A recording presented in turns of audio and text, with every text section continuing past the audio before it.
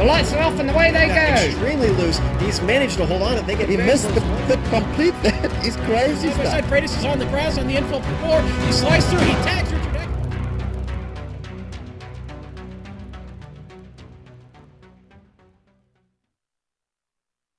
The first round of the Pacific Leg and the AMG Sportscar Challenge breathed new life into the series with some incredible and close racing under the lights.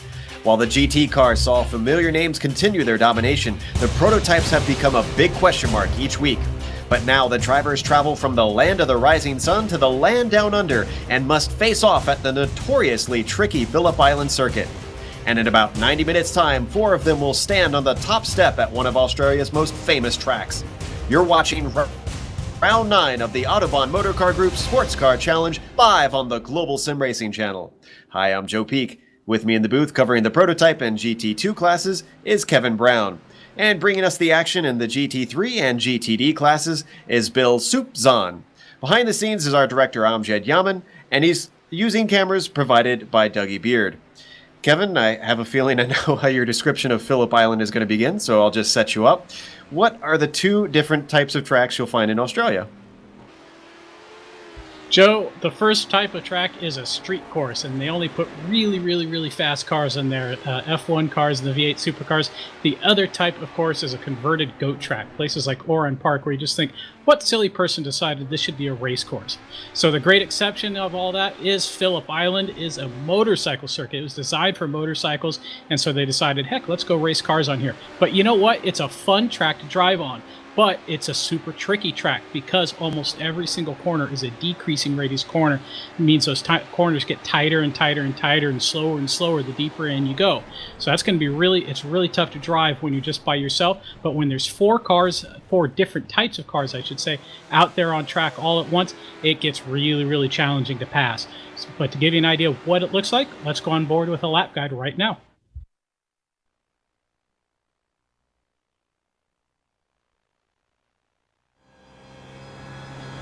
Alright, we've got Kevin Brown in the GSRC BMW, so let's do a lap around Phillip Island.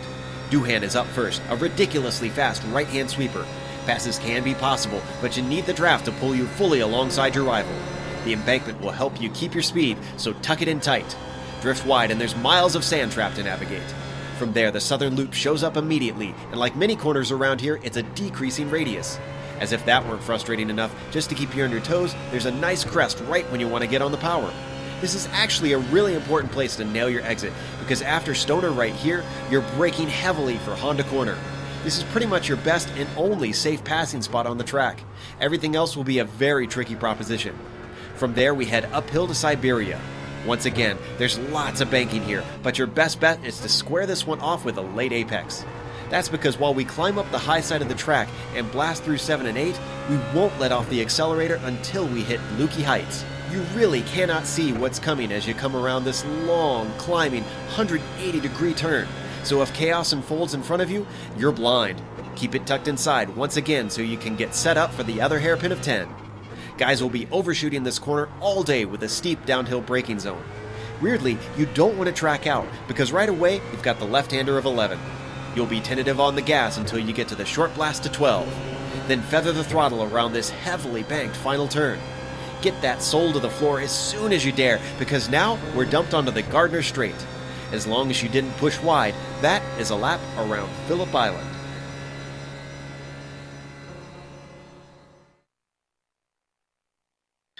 Definitely a distinctly different track compared to many of them that this series has raced on. Bill, what are the championship points looking like since we've got about 5 of them to discuss before the race goes? See if I can get through these fairly quick, and the series may have moved down under, but GSRC is on top of the standing situations. Starting off, let's look at the team championship. Now, teams consist of no more than 4 drivers, 1 from each of the classes, with the top 3 results from each race going towards the team championship point totals with 1 drop race allowed. Autobahn Motorsports West maintains its spot at the head of the table, as Billy Smith's caddy never fails to contribute max points. Jason Deep Freeze DeVries in the prototype and Kevin Binkley in the Corvette continue to be the meat and potatoes of Excelsior Racing. With DeVries not here tonight, Darren Kuhn and Kyle Pitson in the GT3 and D classes will need to be more than just condiments for Excelsior to keep edging closer to the big chair. Elbowing its way to the big table is Autobahn Motorsports West, thanks to a strategic move of putting Jason Jabinski to the prototypes and moving Danny Kaye to the BMWs. Now, moving to the 4 individual championships, keep in mind that these points take into account the 2 available dropped races. In the prototypes, Jason DeVries has 5 wins to lead by 20 points, but Deep Freeze is far from icing this thing away. With 1 dropped no-show already in his absence today, DeVries' 10th place finish at VIR will be moved from the dropped column to the scored results column. So expect John Ulmer and Mark Gujubinski to skate closer to the lead. Jason Girard, while down in the points, is always a threat to win this race. Moving to the GT2 class, I'm going to be honest here, most of this is cut and paste from last week. Kevin Binkley with 5, edit that, make that 6 wins in the books. Still has an uncounted second place finish in his pocket just in case he misses a second race. When Binkley was absent, Autobahn East driver Paul Slavonic was there to claim a win. The 7th place finish at Motegi will be dropped, but a steady diet of counted thirds and fourths has Dave Hill of TMC Racing just a handful of points behind Slavonic. Dino Topic holds station in 4th place, but Hammerhead Racing's Christopher Sherburne has cracked the top 5. Now, let's take a look at the GT3 class that might be the most intriguing of the lot. There is John Pequin in the P1 Racing out in front of with Talon Racing's Jim McGinnis still just 12 points behind. Consistency or lack of it may prove to be the deciding factor when everything is said and done here. Consistency appears to be McGinnis's forte and Pequin's Achilles heel.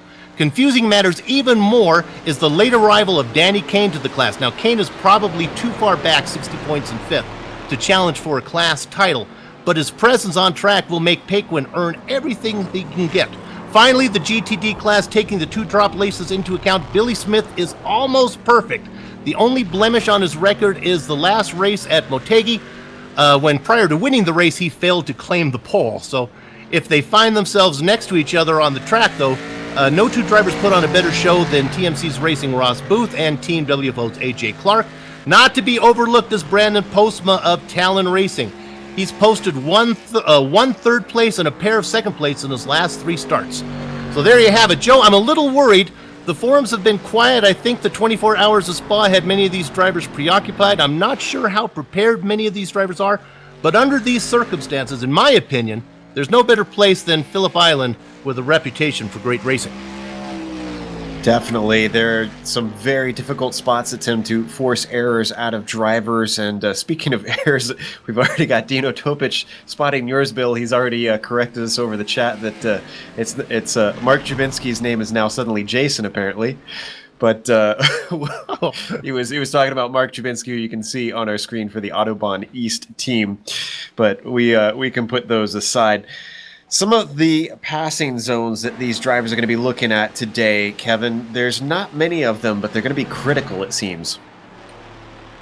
Well, I might argue that it's a racetrack, ergo the entire blasted thing is a passing zone. But there's not a lot of easy passing zones, that's for sure. Probably drivers are going to find that they're closest on track to another car approaching turn 1, Doohan Corner. But that is a very difficult place to pass. If you're side by side there, inevitably the person on driver's left is going to wind out in the wilderness between turns 1 and 2, and then come sliding back through turn 2 sideways at a very high rate of speed. Not always what everybody else wants to see. But yeah, as we kind of mentioned, every corner here, pretty much a decreasing radius corner, meaning bendy braking zones. That's going to make it really, really difficult here. So a lot of times it's just try and pressure the guy in front of you, lean on him, and hope he makes a mistake, and then pounce as quickly as you can. The other one drivers might also be looking at is Honda Corner. That'll be turn 4. Nice sharp hairpin, but it'll be tricky to try and sneak it inside since it's got Stoner right before it, and drivers can easily just let it drift off to the other side of the track. Then, of course, there's the danger zones. Even though almost all of them are decreasing radius, Bill, there's a few of them that we've seen just about every series visit here have drivers having problems with them. Yeah, and if there's any series that can find a place to have problems, it's this series. Although last week they seemed to get it straightened out. The big concern about these things was what Kevin talked about in the trap guide and what you just mentioned is the decreasing radius corners. And we were talking with a few of the drivers about where the passing was going to be done with these different classes. I don't think there's been a lot of practice on here. Usually these guys get together and try to team up and figure stuff out ahead of time. I don't think they had a lot of practices amongst the series members. So I think it's going to be kind of a learning experience as they go along. Very much so. And like you pointed out, some drivers might not have been able to get out since they've been practicing for Spa. For those not familiar, the 24 hours of Spa, the official 24-hour race for iRacing, occurred this weekend. Some of us, even on this team, took part in that race. So not only will they be lacking the practice, some of them might even be recovering still from the lack of sleep of working on that, as we watch Joseph Wren currently qualified in 7th there in his McLaren in his class. Let's see what else. I think the weather might be a help for the driver, though. As the viewers are going to see, we're probably not going to have our blimp shot today because of the fog. But it's cool. I think the grip level is going to be good for these guys. Yeah, and that'll be a nice change from the last couple of broadcasts we've had here on GSRC. If any of you watched the Absolute Beginners race yesterday, they were on a very hot Watkins Glen track, 112 degrees, and slippery tracks can make it difficult to run side by side. But when the grip is there, drivers will feel a little bit more confident about trying to stick their car in for an overtake. So hopefully we should get some good racing today. Let's talk about the off tracks, because it's almost VIR-esque, Kevin, in the way that they don't have the barriers close in many places, but that's almost a disadvantage in some ways. Yeah, for sure. It's hard to make contact with the wall unless you're really gunning for it. But you sure can find yourself mowing grass out here. Watching cars everywhere. It seems like spinning off here, there, everywhere. And you said it. There's big, long green spaces for you to go through. I remember as I watched Joseph Wren hit a tire wall. But Bill, I recall, was referring to the golf course outside of Turn 1 at Lime Rock. Well, let me tell you, if there's a golf course there at Lime Rock, Phillip Island's got, 10 golf courses set up here. Just lots of room for you to get lost in and continue spinning off. So easy to lose time if you're not making contact with another car, as Jackman and Sherburne just did some inter-class contact there. But keep it on the track, guys. Just like VIR, that's the best way to win, is just make sure you're on the track. You can give up some of your pace if you can stay on the track, and you'll get a better finish. Something to keep your eye on as drivers work their way through this 90-minute race today and try and just keep it on the black stuff. So we've got about, let's see, how much time do we have left here? Minute 30 is what I thought I just heard. So let's go through real quick in each of the classes who you guys think is looking strong. I'll start with you, Kevin, with the HPDs and the GT2 cars. Well, the HPD call is a little unfair. Jason Gerard, John Ulmer, Robert Tenzi, all qualifying within a tenth of a second so far. Gerard and Ulmer only separated by 2 thousandths. I mean, that's incredibly close. So I'm going to put that one down to who gets the luck of the draw with traffic and doesn't make any mistakes. And then for GT2, I think Kevin Binkley's probably the safe bet there, I guess, right? Certainly going to be challenged today.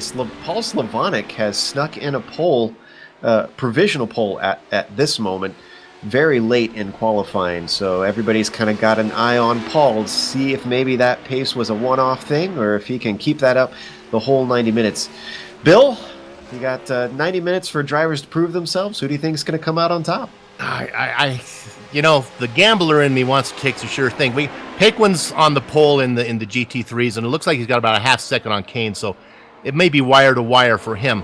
What's interesting in the caddies, in the GTD class now, Billy Smith, if qualifying's not done yet, so you never know, but he is just behind Ross Booth. So Booth is on the pole, so at least Billy Smith's going to have to go around one driver to get the victory this time.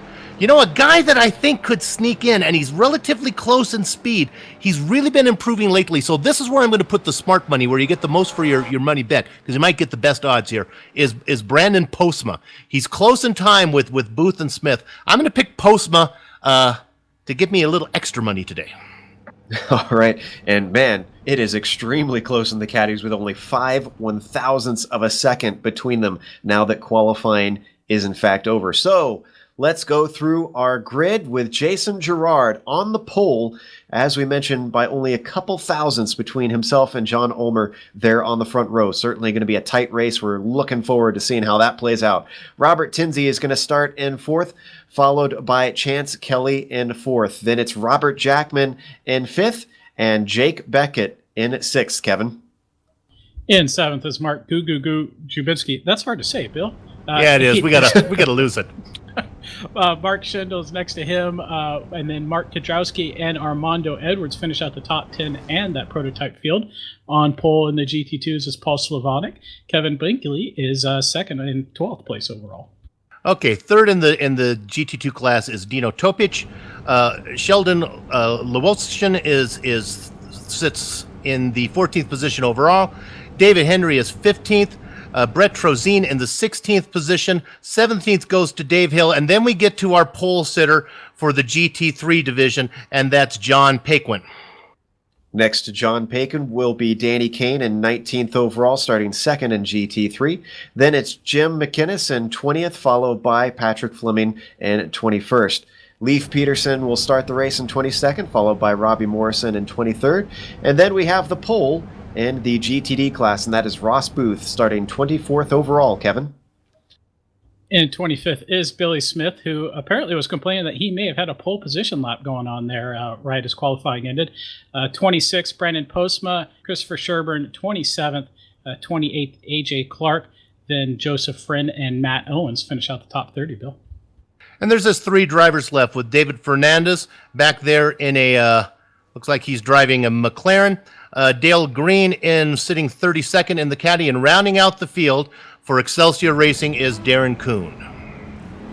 And we were apparently very on the ball with qualifying because we've only just started the pace lap, so we got a little bit of time to talk about some of the other things that these drivers will need to worry about during this race.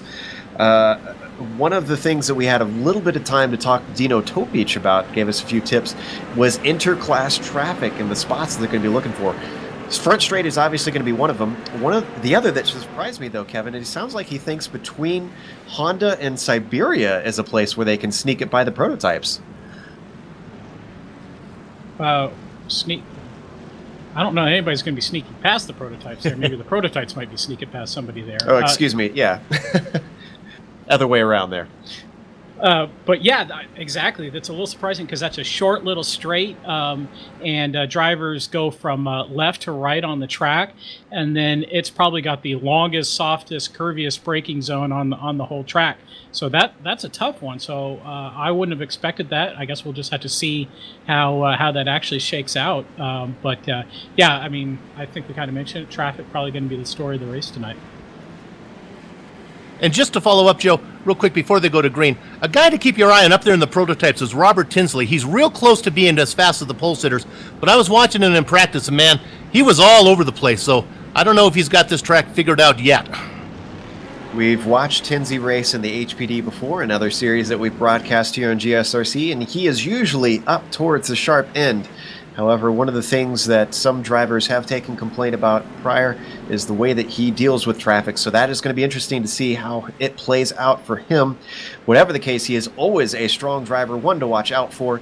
And sitting in third, very close to our pole sitter on time, certainly is in it for the win with a chance here. They're coming up now, Lukey Heights. You can see this tall climb up the hill and then a steep plunge down into the hairpin of 10. Possibly a passing zone, but very, very difficult with the aero wash coming off some of these cars, especially the prototypes. So it's going to take quite a bit of guts and some significant skill for them to make that work. Pace car now comes up to the pit entry. Then the drivers are going to get the green flag. There he goes. iRacing pace car Mustang is off the course. Girard leads the way around that long, long final corner, turn 12. Onto the front stretch, up over that infamous crest. And they're already accelerating away before they get the green flag. They are off and away in the prototypes as they down approach turn 1. Let's see if everybody can get through there clean. Everybody's more or less single file, so it is everyone clean. Let's jump over to the GT cars. Looks like Slavonic leads the way. Not seeing any action so far heading through turn 1. 90-minute race, drivers putting their sensible heads on. Few people heading through turn 2, Southern Loop, too wide. But Bill, it's pretty clean in the back and the front. Yeah, in the GT3s, it's Kane, McGuinness, it's Paquin, Kane, and McGuinness running 1, 2, 3 as normal. I'm sorry, Paquin is off. Paquin has a big moment heading down to Honda, trying to avoid the cars accordioning together, takes evasive action, doesn't hit anything, but he has got a lot of work to do to take another win today. Well, now he's got, like you said, he's got his work cut out for him. We've got cars wrecking in front of him. He takes evasive action. Billy Smith was one of them. We've got a Corvette. I'm not sure Sherburn who that was. has turned around. Sherburn, Robbie Morrison in a BMW is also off track. We're going to look at a replay. That was in Siberia, and it looks like unrelated to each other, just cars spinning in sympathy. Poor Sherburn took a big clip on Robbie Morrison there. So not too much damage from cars. I didn't see too much contact. Not the way these drivers wanted to start this off, particularly John Paquin, I'm sure. Well, now you've got your two top, Paquin and Smith, both with problems on the first lap. In the meantime, let's jump over to the Corvettes, the GT2 class. And it looks like Paul Slavonic is still managing to hold off Topic. And where is our usual leader, though? Yeah, Kevin Binkley, I don't think he took the start. I think we missed that. He's not on track, so not sure what happened. We haven't seen him on track late in qualifying. But yeah, Paul Slavonic leading right now. Dino Topic been about a half second this whole lap, and not much going on in the front of the prototype field. It's going to be critical for both of those drivers. Slavonic, I believe, is the one who has made a win. Dino obviously going to be looking for his first, with the Corvettes being pretty much dominated so far this race by Binkley. Now we head down towards turn 10, and Dino is definitely keeping Paul very much under check in these early stages. Yeah, good start for Dino. I got to say, I like the paint on that car with all those nice little red GSRC stickers. Doing a good job keeping it up, but now on the main straight, get that nice little draft up into turn 1. Two-hand corner here. Try not to get some aero wash in the corner. Set yourself up well for Southern Loop. This is our closest to between the leaders, at least of the 4 classes right now. I'm keeping half an eye on the prototypes, but this is the battle that we're keeping an eye on for the moment, with Dino just holding him right in front of him. I'm going to check the gap and see what it's looking like for them right now. Timing and scoring is a little shuffled. There we go. It's about 2/10 actually, so very close now as they head into the braking of Honda. Yeah, you see Slavonic going a little bit defensive there. Dino a little bit early on the brakes there, just making sure that he had plenty of time to get through the corner. I think just both smart moves right there. You know, Paul saying, hey, it's early in the race, let's not race yet. And Dino saying, no problem, I don't want to get too close up under you on braking and run into the back yet. So good driving there from my point of view.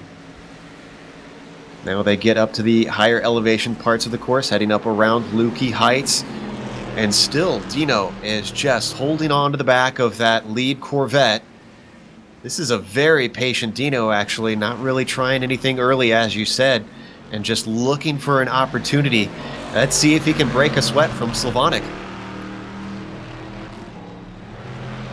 Big lift from Dino in the last corner, running wide on the exit. He turned in too early, too fast, and losing time here on the main straight. But again, that draft, huge in any car, even one with as much horsepower as the Corvette. And sure enough, Dino's able to close in a little bit into turn 1. Runs a little deep on the exit, but not far enough that it needs to really worry him. And setting up well for turn 2. Looks like Slavonic was a little wide on exit. That meant that Dino was much tighter. He's even closer this time around as they come up to the hairpin. Slavonic very defensive this time. Like I said, hard to try and get your nose in on that corner. And unfortunately for Dino, this has allowed the car behind them to start to catch. And that is Sheldon Woloshin that is now a part of this fight. Yeah, I mean, I'm going to reiterate. I think that was a good job by Dino, kind of declining the aggressive attempt early. I'm not sure if we saw it on our screens, but Dino did actually get on the brakes quite a long ways before the braking zone to make sure that he wasn't going to run into the back of Slavonic. But this is good news for Sheldon Voloshin. He needs to take advantage of the fact that he is close enough to be in the draft right now, and hope he can hang on a little bit. We're going to come back to this battle in a little bit, but let's head over to the prototypes because that's closed up as well. And you can see that Gerard and Omer is off! Commentator's curse. My apologies to poor John there. The second we went over on screen, we could see him just sliding off. This was heading up for the braking for 4, it looks like, on replay. No, he just dropped a wheel on the exit of Honda corner, up turn 4 indeed. And of all the places for him to do that, that's one of the few where the tire barriers are nice and close, so he made good contact. Doesn't look like he's too terribly damaged, but he had to have gotten some from that nice little thud into the tires, and he is now sitting in 6th in class, it looks like. Joe, I'm taking a good look at his car, and the front end looks fine to me. I think he may have escaped that one without anything consequential happening. Very lucky break if that's the case. I thought he hit it fairly hard. As we saw the onboard on the replay, it looked like he did at least. So Racing God smiling on John Omer at least a little bit, but now once again we're seeing leaders making mistakes in the early days of this race and having to make up ground. This is going to take the pressure off of Gerard. He still has Tinsey within a second of him, but they are hitting traffic. In fact, we've got Brett Trocine turned around on the inside of Honda.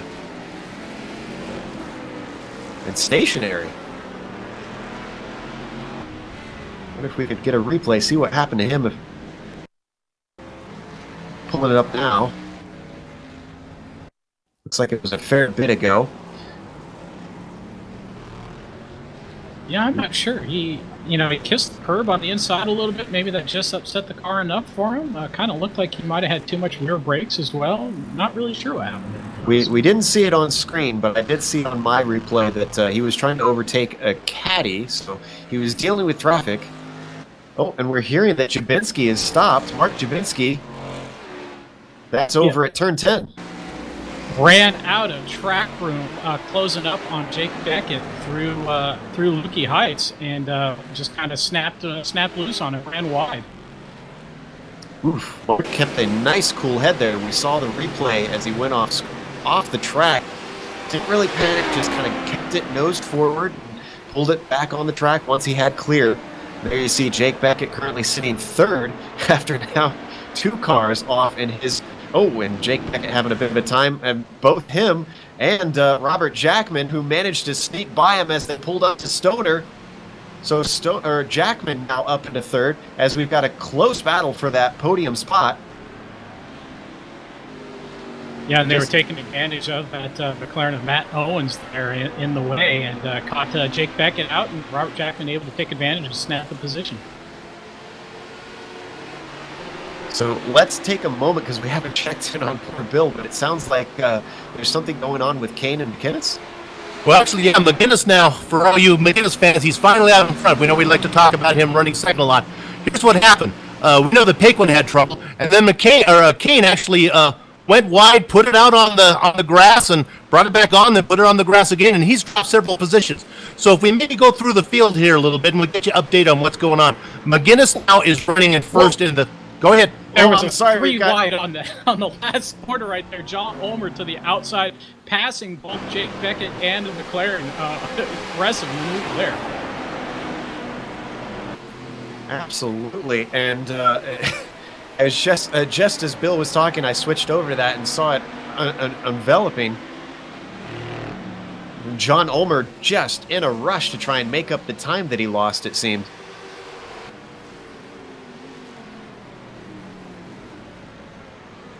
Sounds like our director has queued us up to an onboard. Let's get some great ringside driving action going on here.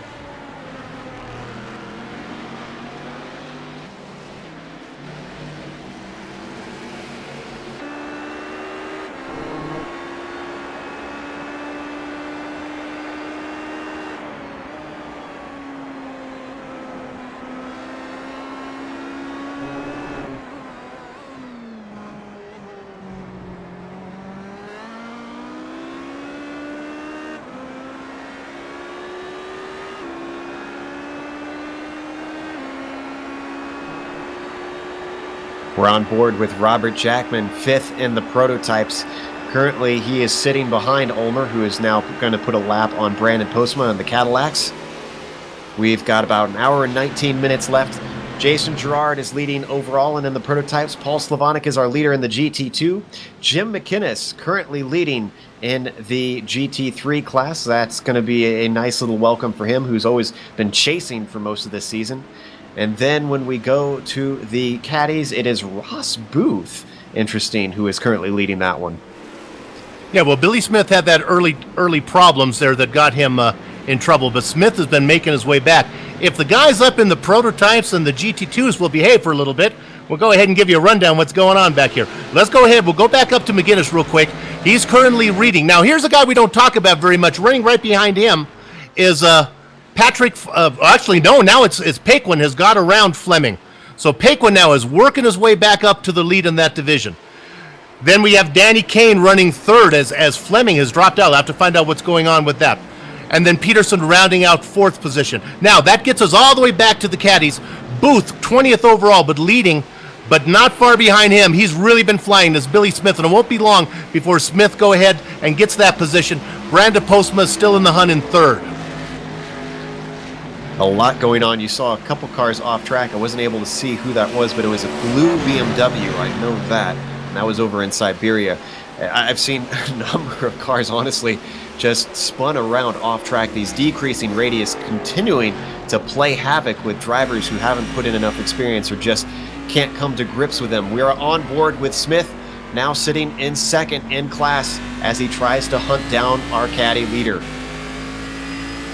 Now, you got to remember, Booth out-qualified Smith, so Booth certainly has the speed to stay on them. I think that blue car you might have saw go off, I think that was Fleming. A lot of these guys, is not so much contact. They're just getting their tires off in the grass and spinning around. One thing we didn't really talk a whole lot about is this is only a 2.7-mile track, and we've got 33 cars. You're seeing it on screen. Traffic is already just insane with 4 different classes. We're getting used to this in this series. It's always going to be a bit chaotic, but around here with so little space on track, there's just a lot of cars at a lot of different speeds at all time. It's almost like trying to race in the middle of New York City, it seems like. Boy, big moment from Mark Kedrowski as he passed the Corvette of Sheldon Volishin into turn 1, just barely kept it on track and avoided spin. There we see Kedrowski on screen. He's trying to work his way past Dino Topic, and this is heading up to turn 4, actually. Sneaks his way inside. Just behind him is the... actually, he's about to be lapped by Jason Girard. So Kedrowski's not having a good race as he is already going a lap down from the leader on lap 11.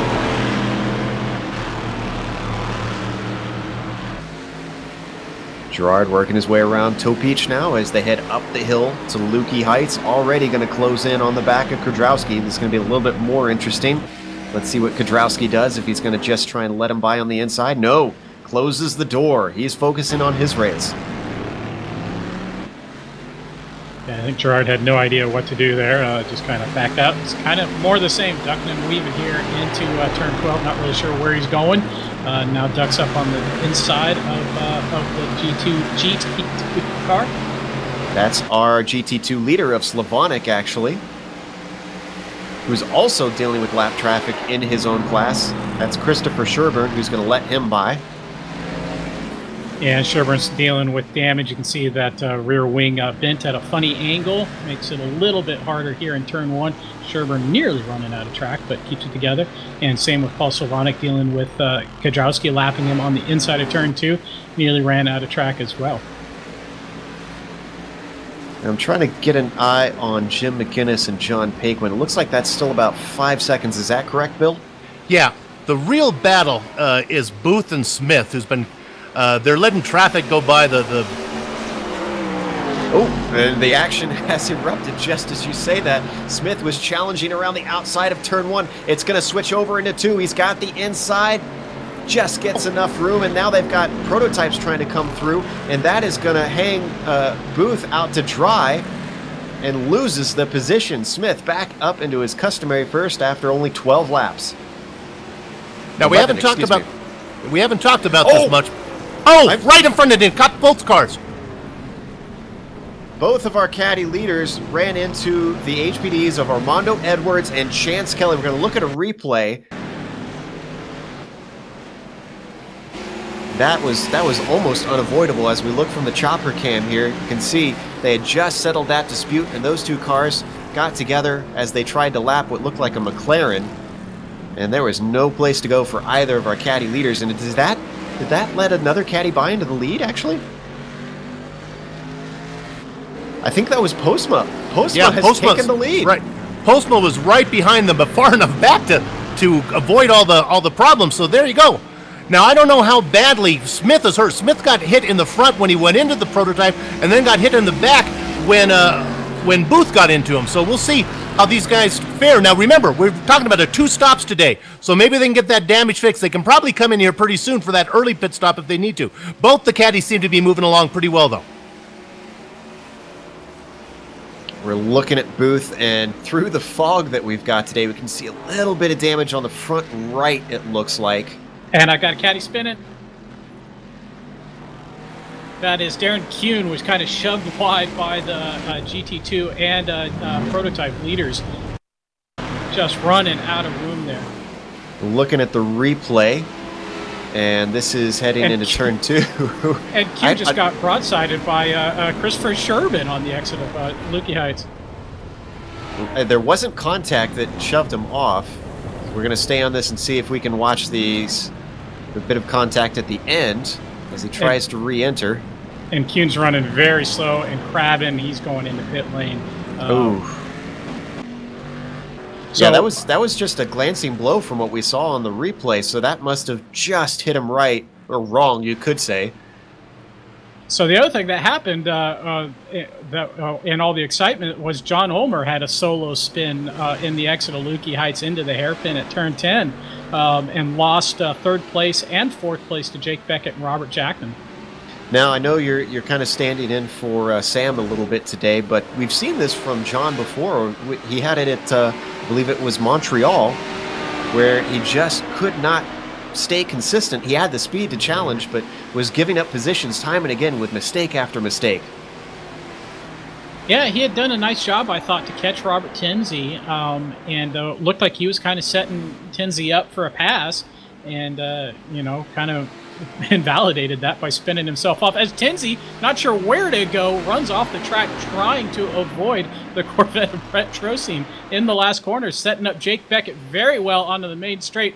Beckett not sure where he's going to go, looking a little bit to driver's left for turn 1. Tough place to pass, especially if you're not behind the guy in front of you getting his draft. Well, we saw Beckett have to get into the dirt there for a little bit, so I'm not sure if he lifted thinking it's better to just try and make it to the end of this race. That cost him a bit of time. Tinsey going wide on the exit of the southern loop, though. Here comes Beckett. He's going to have the inside into Stoner, but it's going to switch back for the hairpin. Can he get fully past him? It's going to be a game of outbraking. Tinsey with the inside. Doesn't quite have the line. Beckett still gives him room. It's going to switch back once again, but a bit of curb causes Tinsey to lose grip, and now it goes to Beckett. Yeah, remember what we were talking about earlier, waiting for other drivers to make mistakes? That's how easiest way to pass here at Phillip Island is wait for them to make a mistake, and bang, there you go. Well done by Jake Beckett. Take advantage of that. As now all of a sudden he's getting caught up by traffic in Lukey Heights. We're going to stay on this for just a second longer to see how it plays out, and they work their way through turn 10, but we need to switch over to Brandon Postma because Bill has something on him. Billy Smith making a move on him right now in Doohan corner. They come around now. They have this big left-hander sweeper here as they go through the southern loop. Smith's going to try to keep that outside line and close the door, so Postma drops back to second. Now, what's going to happen back there in 3rd place right now? You want to see this guy wants to get by him right now, and that's Booth. So Booth's going to get his position back. He can't let Smith get away from him. So now they're right back in the same position they had before they got into the trouble with the prototypes. And in the exact same corner as well. So Postma put down 2 positions in a single lap. I guess he kind of figured maybe it was too good to be true, couldn't hold on to it. We're hearing that Postma also has some front-end damage as well. We're not sure how that one happened, though. Bill, did you see? I did not. I thought he'd been pretty clean. So, number of drivers running into some issues, possibly with other cars and causing themselves some aero damage. But right now in the caddies, the order is Billy Smith in the lead, Ross Booth in second, and then rounding out the podium is Postma, and they are all within about a second of each other. Now, maybe just to follow up, we haven't talked much about it. Poor Jim McGinnis never gets much screen time. He's either all alone in second. Right now, he's all alone in first. But Paquin is beginning to run him down a bit, so it won't be too long before Paquin. In fact, there's nobody between him and Paquin right now. Maybe I can get a distance back to Paquin. Yeah, it's 2.1 seconds. It was all the way up to like 4 or 5, so it won't be long before John gets to Jim. We're riding on board with Paquin. Now, the good news for Paquin is that we didn't see him make any contact in that opening lap where he went off and then had to avoid the accident that slowed him down. So his car should be in pristine working order as we ride on his rear fender, and we can just see McInnes up in the distance. And this, I'm willing to bet you, Bill, that McInnes is going to fight hard for this one now that he's finally got the lead from him. Hey, and Elvis has entered the building as I have a Kevin Binkley spotting, running currently in 33rd position and on the track. Slavonic, you know, it's wintertime in Australia. He must have thought that Christmas came early there, not having Binkley to get around. We're looking at Slavonic, who's having to go wide to let a couple prototypes through. I don't think he's going to be in danger from him coming back from that sort of deficit and taking the win. Binkley is 5 laps down right now. That's going to be quite a haul for Binkley to try and get anything out of that. If anything, he's just going to have to put the laps in and hope that other cars make mistakes. But look at this. It is not a for sure thing for Slavonic, because Dino Topic, we saw him hounding him early in the race, and that has not changed. Even with the traffic around, he has been able to stick to the rear spoiler of that lead Corvette. I'm not sure if you caught it on TV right in front of Slavonic, though. Chance Kelly passing Mark Kidrowski in the prototype fields, as now they pass a Cadillac. I'm not sure who that was on the exit of Lukey Heights. Now Slavonic ducking up on the inside, Dino Topic going with him with the prototypes, as there was yet another car off in the grass on Lukey Heights. That was Brett Trocine, who went wide at 10, and then also that was Darren Kuhn in the Cadillac, who was off on the right side of the track as we watched the onboard. I feel like half my job today is just reiterating which cars have gone off.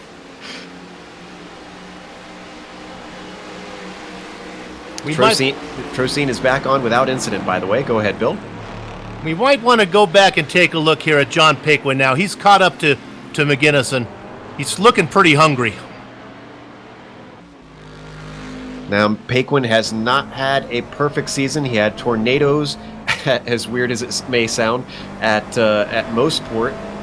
Or more accurately, tornadoes at his house while they were racing at Mosport. And look at this, already up on the back of McInnes. McInnes is saying something over the radio that I didn't catch. He's going to let him have the inside, and Paquin is through. Yeah, Jim McGinnis has made a living this season on just being smart. Maybe the smartest driver of the whole series so far. He has a plethora of seconds and third place finishes. It surprises me, though, that he's going to let him go, because if he wants to challenge for the championship, he's going to have to start beating him on track. And yeah, but there was no stopping. He had closed down 5 seconds in about 5 minutes. So we'll see Paquin start to pull away now. The driver in me says that, you know, if you're fighting for the championship, and if you made one mistake, you could always make another, and sometimes you have to try and fight just to see if you can squeeze that out of him. But we've seen, Bill, it's very difficult to squeeze any sort of mistake out of Paquin. No, not when things go his way. He's had a couple bad finishes, and he's got a couple bad. Those are in his, what I call, in the pocket, where they have 2 dropped races. So, you know, he's not invulnerable. He's not bulletproof. Well, today he's certainly looking like he can overcome any gunshot wounds that he may suffer out there on track. So John Paquin. Contact in Paul Slavonic hitting the BMW of Robbie Morrison in Honda corner. Morrison has damage. Slavonic loses position to Dino Topic. We're looking at the replay now. Let's see if we can figure out exactly how this unfolded. He's got an HPD to the inside, so it looks like they almost had a 3-wide situation that might have caught him out. Looks like side-by-side contact between them. Boy, Topic was perfectly positioned to take advantage of that. Yeah, for sure. Dino had been keeping right on the bumper of Slavonic, so I wonder if Paul was maybe feeling a little bit of pressure to make something happen there, even though he had that HPD on the inside of him. But yeah, maybe there's just too much going on in his mirrors and forgot about his braking point right there. Now he's got a bit of a gap, about 2 seconds to Dino to catch up now. So huge credit to Dino for staying patient for the longest time, 20 laps that he was trailing him, and eventually it paid off. Right now, Dino, we can see on screen, trying to work his way past Danny Kane, who he successfully overtakes, and that's AJ Clark, both of them in slower classes, so this is not for position if you're new to this series.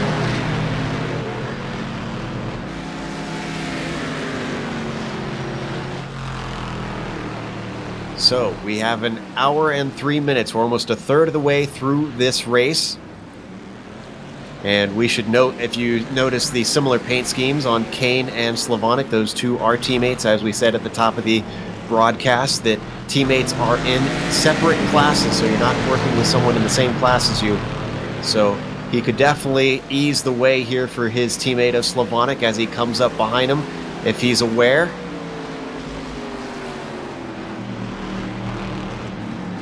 Kane just hugging the inside up over Lukey Heights, now down the hill into 10. Poor Slavonic still just a little bit stuck behind his BMW teammate.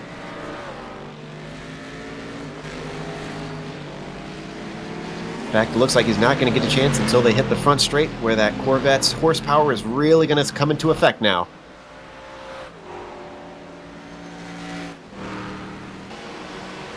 Yeah, Joe, I've been watching this battle between Robert Jackman and John Ulmer for the last lap here for 4th or 5th place in the prototype field.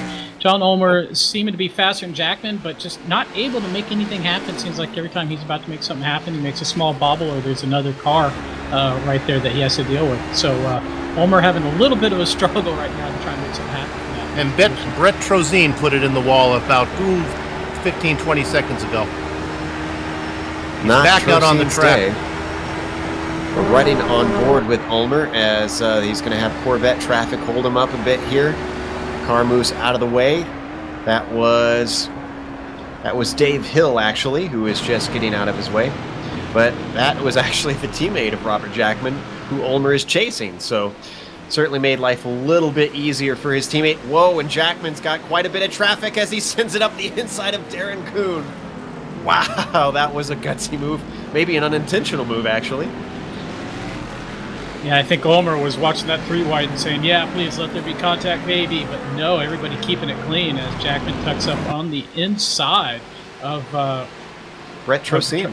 Of Brett Trocine, who I'm trying to figure out if he hit the wall. He's doing pretty well here. Yeah, his car must not be too damaged. He lets John Ulmer get by. I think those two are teammates as well. And this has cost Ulmer just a little bit of time. Wow, though Ulmer closes in by a huge gap, heading down to 10. So Ulmer looking very confident on those brakes. Yeah, like I said, I think he's the quicker car between the two of them right now. But just getting hung out to dry a little bit, bad luck. That's how traffic works sometimes. And you can't really rage against it because it ain't going to do any good. But, Ulmer, now he's got some clean track in front of him, and Jackman, now he needs to really try and buckle down and make something happen quick, get back up under that bumper, so to speak, before they catch some more traffic. And speaking of trying to use varying traffic by strategy, one thing that they can do is obviously duck into the pits. If you're new to this series, with this 90-minute race, we should see 2 pit stops for all the classes out there right now, and you can see John Ulmer just reeling in the car of Robert Jackman with every corner. It's not ultra quick on his rear spoiler, but we've got a battle for P2, it sounds like, and this is between Tinsey and Beckett. We saw them fighting earlier. Yep, Beckett just got hung out to dry by AJ Clark in the Cadillac, not Clark's fault, and allowed Tinsey to catch up about half a second from he had been about a second behind. So a little good run here from Tinsey, but he's been about half second behind Jake Beckett for most of the last several laps, ever since Beckett got around him, and hasn't really done anything. So I wonder if Tinsey's kind of content, if you will, to just hang out right behind him. But nice little run now. And Jason Gerard went in the pit lane. That's why my time scoring wonky on me. Confused me. Yeah, so Gerard electing to split this thing into even thirds, but look at all this traffic And that McLaren just ahead of Beckett is going to hold him up. That's Joseph Wren. He's going to go around the outside. Both cars are. This has allowed Tinsley to get back up on him, but he starts to lose ground once again. Now he's got Danny Kane, who stays to the left, under braking, down for Honda corner. Tinsley trying to sneak through the inside, hugging that inside curb, manages to hold on to it, but just not able to gain ground. Yeah, Tinsley, we've seen him do that a couple times, get on that inside curb in that HPD prototype. I'm not sure that's something I'd really want to do with the low ride height of that car. It seems like a really good way to damage the undertray, mess up your aero, or just really difficult to get back on the power and keep from spinning. But I guess Tinsley's got faith in it since he keeps doing that. Should also point out John Ulmer in the prototypes also dropped in. We're on board with Tinsley. Now we're not anymore as we hop to the television cameras, and both cars in. Beckett and Tinsley are in. And while you're talking about that, Booth and Postma are in. Second and third in the caddies. Billy Smith has remained out.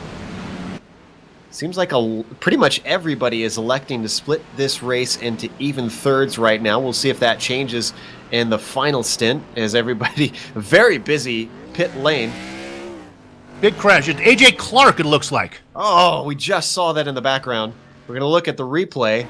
That is always an embarrassing maneuver, Bill. That's the McDonald's drive-thru. I get you every time. I heard these drive-thrus are really nasty for drivers. They should pay more attention to this sort of thing. I'm sure they should. Oh, wow. That was a big whack into that wall for poor Booth. Or Clark. No, excuse me, Clark. Should point out that the GT2 leaders, easy for me to say, Dino Topic, Paul Slavonik, have stopped as well. Clark should maybe try and get a hold of David Coulthard and talk to him about pit entry tips. Just don't talk to me. Apparently I've got bad luck with it too. Well, he certainly did a little bit better job than Clark, but we're looking at Beckett right now. Still has Tinsley on him after that pit stop. As they work. Whoa, and Tinsley looks to the inside. Wow.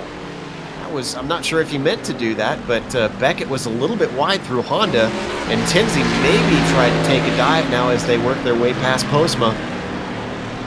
And our overall leader, Jason Chart, he must have had some bad luck with traffic right before his pit stop. He has lost about 7 seconds to Jake Beckett in P2. That pit stop was about 2.5 seconds longer for Jason Gerard than Jake Beckett, but lost a lot of time on track. Not really exactly sure how that happened, but that's good news for Jake Beckett. And Billy Smith coming out of the pits now, the leader for the Cadillacs.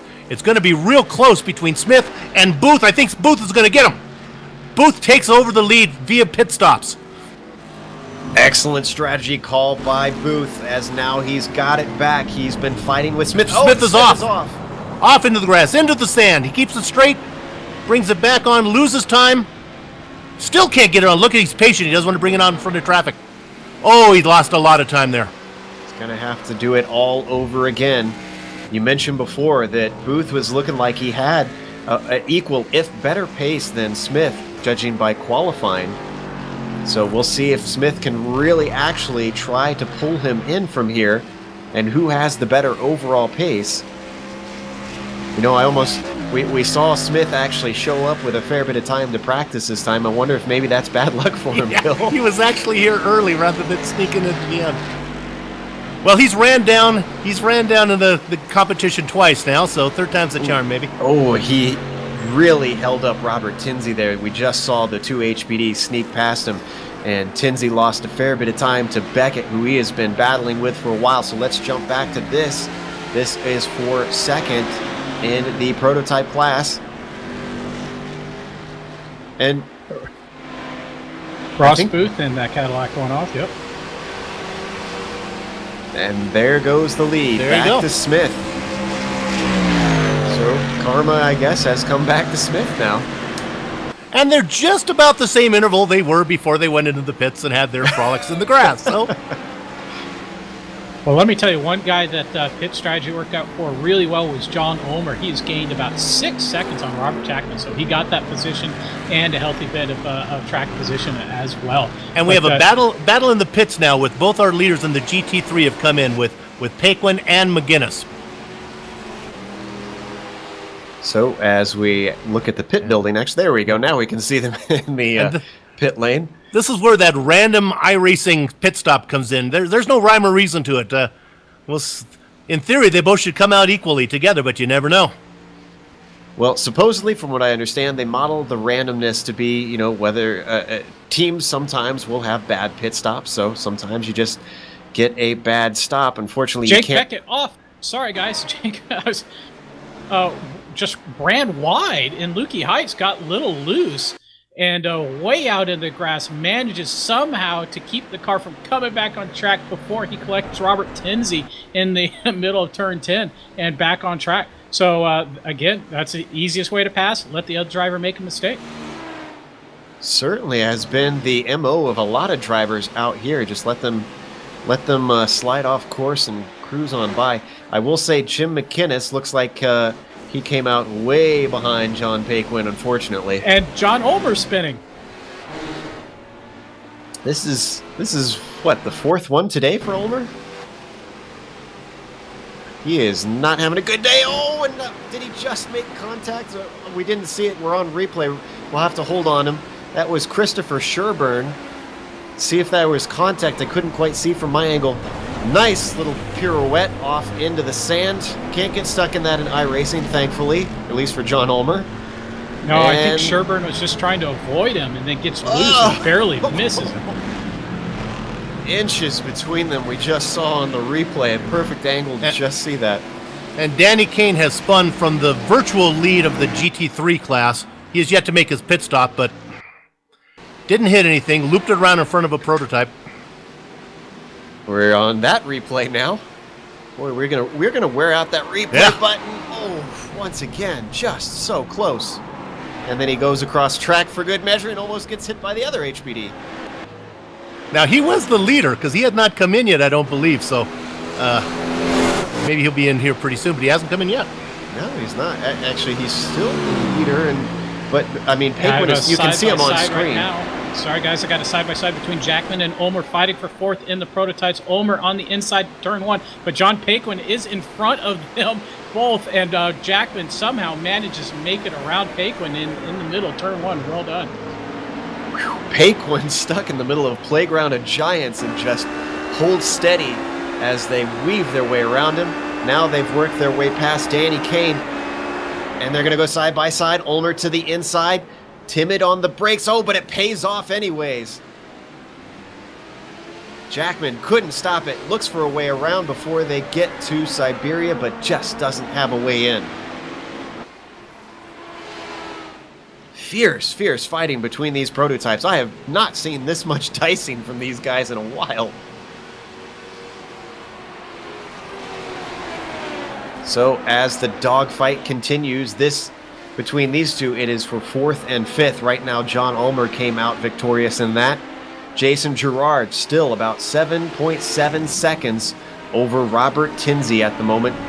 Has just been unchallenged what seems like most of this race.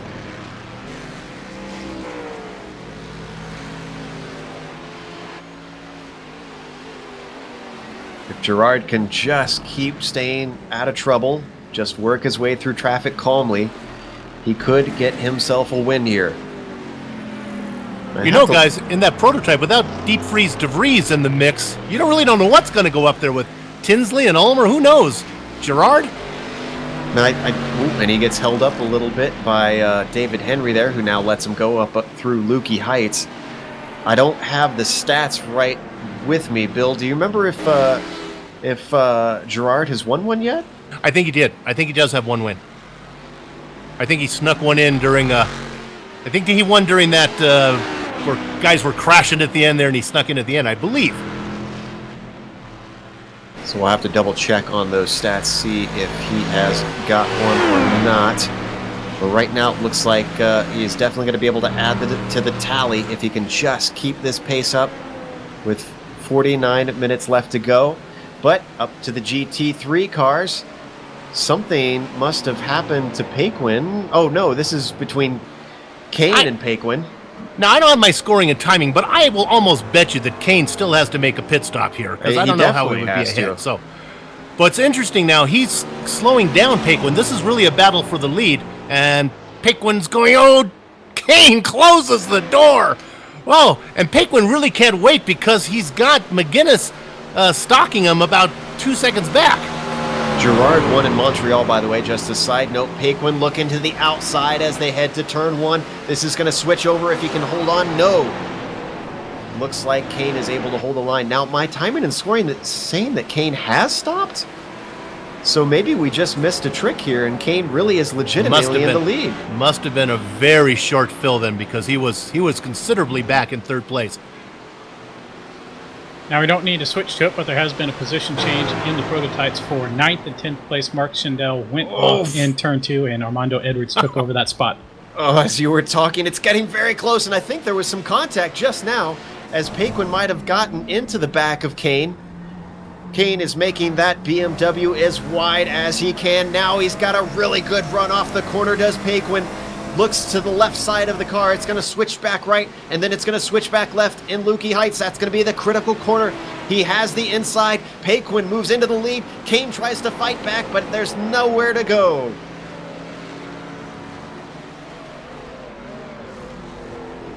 Yeah, that did not feel like a battle between a guy who has to pit and a guy who doesn't have to pit.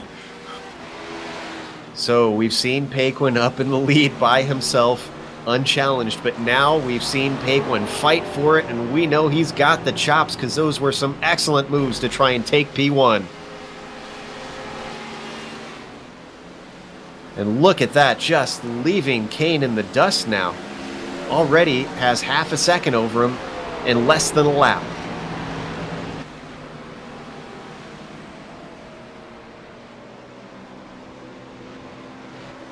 Okay, Kane came in early on lap 16.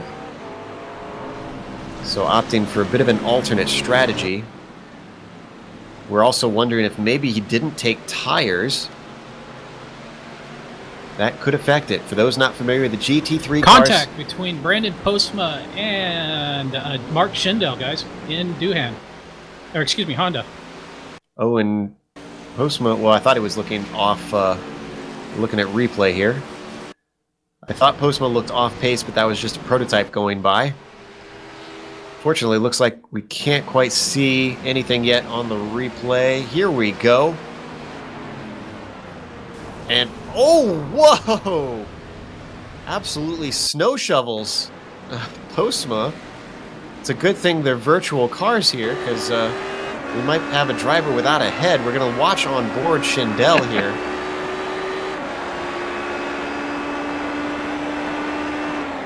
Wow, the closing rate, phenomenal. And the nose is gone off of Schindel. Yeah, I kind of wonder if Brandon Postma slowed up a little more than he usually did to allow that traffic go by on the inside of him. And Mark Schindel, I think, was just caught watching Postma and not paying attention, running out of room. John Paquin spins. Going to the replay, we just saw Paquin off course. Let's see, where is he? This is heading down into turn 1. Is this in turn 1 or maybe in turn 2? Looks like it was probably in turn 2. Oh, we put a wheel in the grass. Just tried to abuse the track limits a little too much. Did a nice little 360 pirouette, and he returns to the track just with his ego a little bruised. Yep. Now, Paquin now is just about a second ahead of McGuinness for second place. McGuinness running in third, but once again, Danny Kane back out in front. Now, we were talking before about Kane possibly not taking tires. The reason that's important, for those not familiar, the GT3 cars cannot take tires and fuel at the same time. If you dare, you can go without the tires. Obviously, you can't go without the fuel. So maybe Kane tried a little bit of an alternate strategy to see if he could get a shorter stop. Let's think our way through this. If he comes in early, the gas tank isn't empty, so he doesn't have to take as much fuel as the rest of these guys who ran it dry. If you're not going to take a full roll of fuel, well, heck, might as well not take tires as well. Make that a really short stop. Get yourself out in front. But that means he's got a long one coming up, a big, thirsty one with old tires coming up ahead of him. Yeah, exactly. Well, and the argument could be made that, in a track that's hard to pass, and I think this is probably what Kane was thinking, you might as well go for track position, and Kane goes off course. Is this going to allow Paquin back on? No, Paquin has caught him, but he has not passed him. That was coming out of Southern Loop, exactly where Paquin lost it, except for Kane, it was on the exit. Oh, and he's still a little squirrely. You wonder maybe if those tires are really gone. Well, now we've got Paquin closing in on him as Kane goes a little bit wide. We're riding on board, looking back at Paquin. The gap has gone from about 4 seconds now to half a second. And Slavonic is going to be making a way through here with his Corvette in a minute. This is going to be interesting. Oh, here goes Paquin. Looking for a pass down into 10. I said it's possible. Kane lets him have it, but then goes for the over-under. Just not enough room for him to pull it as it switchbacks once more. Paquin back into the lead. Paquin got it done before Slavonic got there. I thought Slavonic was going to break him up a little bit. Nope, and there goes Kane's teammate by him. Now is Slavonic going to interrupt him by the time they hit turn 1, though? This could slow down Paquin. He's going to try and look to the inside. This will slow down Paquin. This allows Kane to get right back up on him. Not close enough to take advantage, though, as they hit the Southern Loop.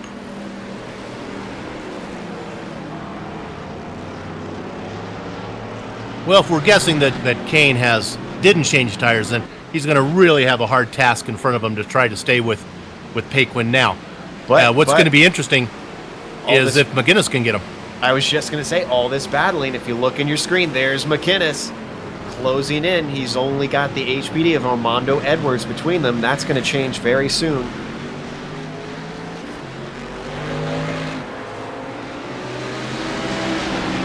There you see Armando working his way past Kane. Now Robert Tinsley works between them. Wow, I've seen a number of cars just put a wheel off into the dirt. Sometimes getting away with it, sometimes not, as did Paquin. Kane ducked a wheel off on the way up Lukey Heights. As they break for 10, it looks like McInnes was very confident and able to close up. The gap between McInnes and Kane is now half a second. Wow, switch to it. Wow. Chance Kelly had a solo spin. Back on. Brave HPD, is that what you were going wild to, Bill? Jake Beckett just said, zoop, zoop, excuse me, goes left, right by him. No harm, no foul. Everybody got through fine. We're riding on the dashboard of McInnes, and there goes Ulmer. You get a sense of just how much quicker these prototypes are. And Kevin, you and I spent a fair bit of time in a GT3 car watching these prototypes trying to work their way through. It can be a bit nerve-wracking. Yeah, it also expanded my use of some very blue words of the dictionary, but hey, sometimes it's necessary. Well, I think one of the problems is the nature of this track where the prototypes want you to hold your line, but with all the left-right combinations, eventually the slower car has to come across the track to set up for the next corner.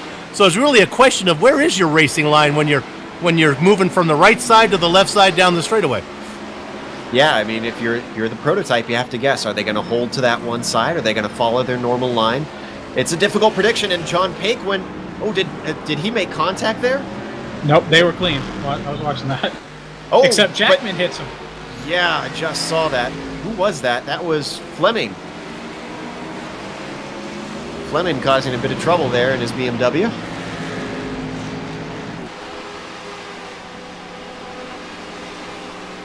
And a bit of chatter going on between Paquin and Jackman there. In fact, I'm surprised how calm a lot of the radio chatter has been so far for a track this cramped and this busy. So it sounds like we have a battle for P3 in the prototypes, and that is John Ulmer and Robert Tinsley. They're side by side right now. Yeah, it wasn't a battle until Tinsley went off, avoiding Dino Topic in the Southern Loop. Ulmer hassling him. They've got a lap car of Armando Edwards just ahead of him. Is Armando going to pull off to the side? kind of hovering on the right side of the track. There goes Tinsey, there goes Ulmer. He lets him through. Battle continues. Down to the braking zone of 10. Ulmer nice and tidy. Tinsey not quite so. This allows him to get up on the rear spoiler. Tinsey holds a bit to the inside on the exit of 10 there, or 11, excuse me.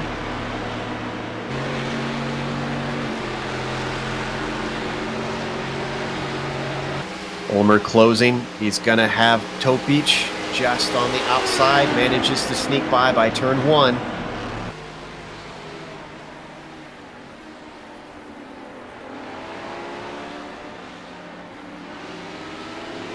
"39 laps into the race. A little bit of dirt kicked up by John Ulmer.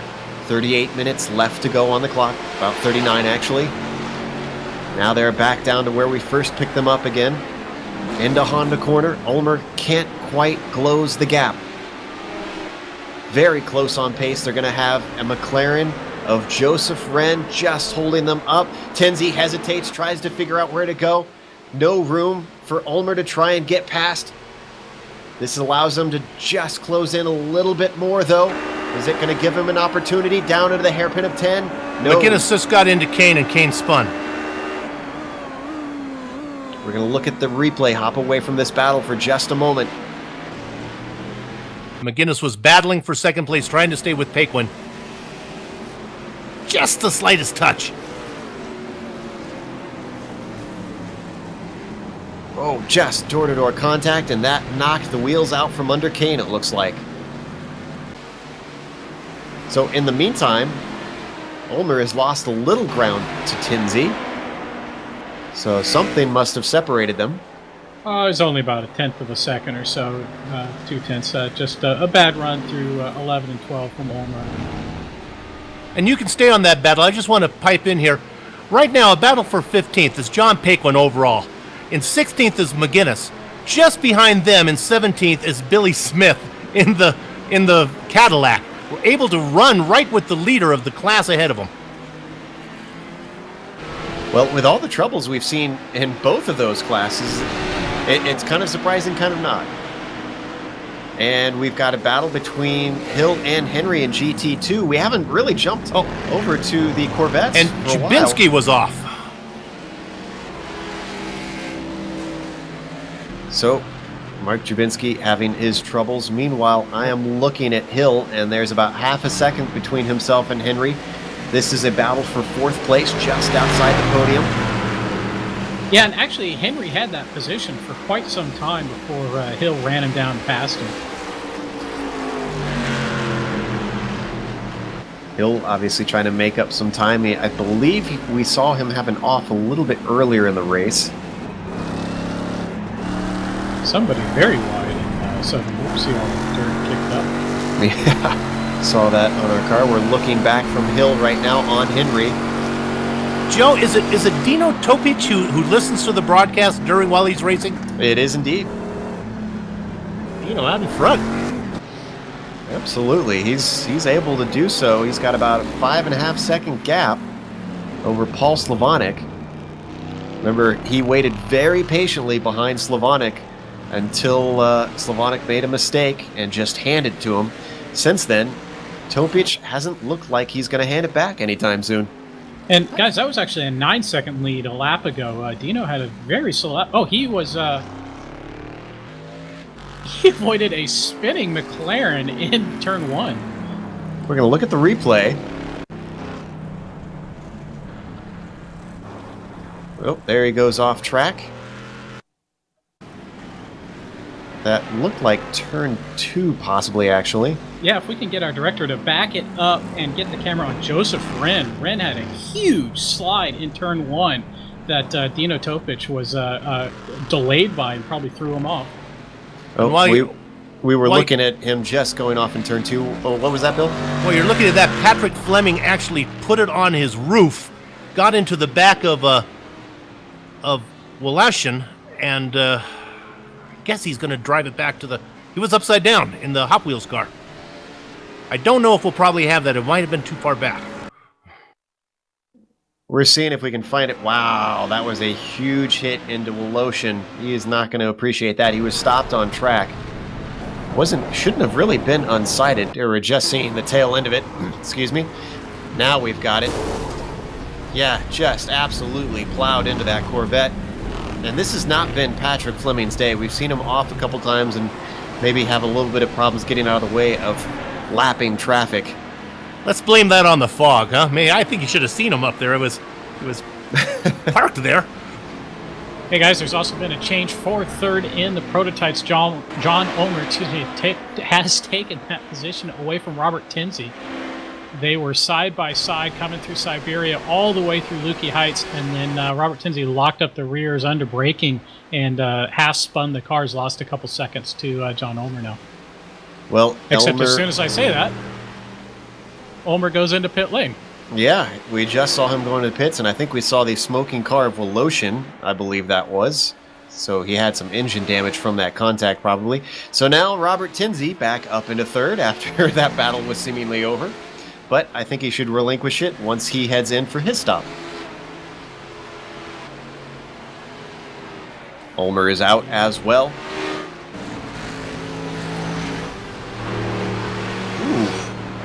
If I'm not mistaken, he clipped the inside wall.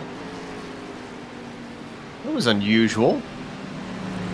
Yeah, I think he saw Patrick Fleming there and ducked to the inside to give more room and collected the wall. And then it looks like Patrick Fleming drove straight into the wall as well.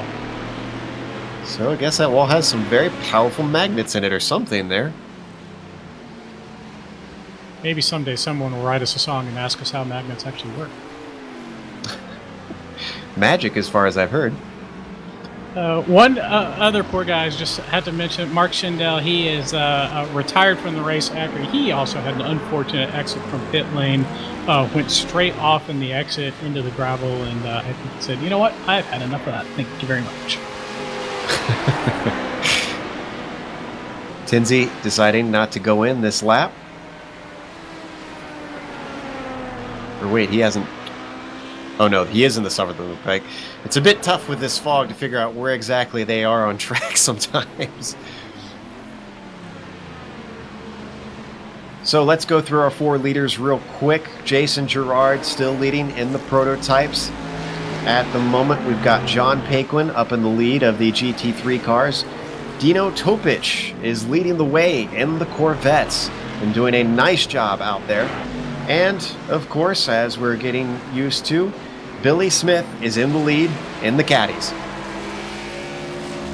Sounds like Ross Booth is intending to head in. Guys, I'm just now picking this up, but Robert Tinsey has damage on his right rear. Not sure where he picked it up. Also, looks like his front wing is spoiled a little bit, no pun intended. So, not sure what happened there, but that may be some of the cause of his difficulties that he's having. We're getting a nice close look at his car now on camera. It's very slight. If you look at the right rear wing, you can see that the end plate, that vertical piece, it's kind of curved down at the bottom. If you look at the left side one, you can see that it's not. That's probably the easiest part to notice. Otherwise, you got to get a really, really high-powered binocular set to look and see that damage. Might be just enough to spoil the area. We've got a good angle on that rear wing now. So, yeah, might just be affecting his handling enough to put him off. He's still holding down third, which we believe should move him down to fourth once he heads into his pit. Now that Booth is finishing with his, let's see where Billy Smith is going to wind up once he takes his stop. In fact, Smith right now is heading through 10, so let's see if he elects to stop now or if he wants to continue on. I went in to check. It looked like Booth took tires, so it was a pretty long stop. Smith continues on. And our Corvette leader, Dino Topic, also in pit lane. While Slavonic continues. Oh, I see a car off. John Ulmer was off again. That was coming out of the southern loop. Ran out of track with the McLaren of Matt Owens in front of him in the exit of turn 2. And I think Ulmer probably just jumped out of the throttle, upset the car, and let it come around. Oof, we just saw on the replay, we're going to go back a little farther, but he took a nice leap off of a cliff that's meant to kind of protect. little ski jumping he took there. Yeah. Now we're going to see him come up to that McLaren. Oh, yeah, and that sent him up onto the little access road, which unfortunately changes elevation. That's not the sort of... Prototypes don't like that, do they? No, I don't think so. Poor John. We laugh, but it's definitely not a situation that's good for him, as now you can see he's going to get repairs. Yeah, he's got significant damage on his right front from the ski jump. Not actually the contact with, the avoidance of contact with Matt Owens, but yeah, coming down off that ski jump, he really messed up the front end. Sad day for Ulmer. Looked very promising with his pace, and just mistake after mistake has been costing him today, unfortunately. And Jason Gerard, our leader, and that's going to hand the lead to Jake Beckett.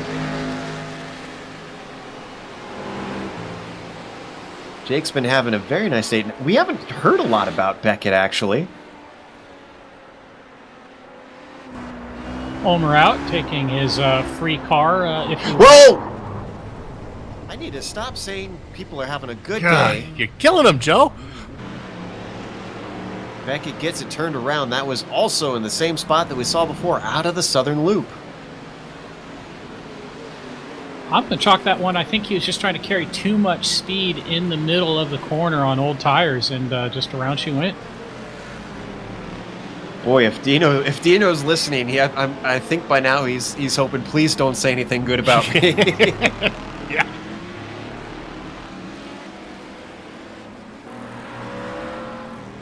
Well, Paul Slavonik, who is chasing Phillip, has served his stop, and now that gap between the Corvettes is about 10.5 seconds on track. Billy Smith has made his pit stop now, so he came back out. It looked like he came out back in the lead stop. And there's about 5 or 6 seconds between himself and Ross Booth. That was a lot closer before the pit cycle. Whoa, as Leif Peterson, the teammate to Billy Smith, closes right up in on the rear of him under braking for Honda. Thankfully does not make contact. Postma spinning. In turn 2. Postma was another that looked like he might be able to do something with our leaders having issues in the GTD class, but just couldn't hold on to it, and obviously has made a few mistakes of his own along the way. In fact, Postma still is holding on to that podium position, though. Still in third. Sorry, Joe, Chance Kelly, Darren Kuhn having contact. Wow, lots of stuff to keep track of around here.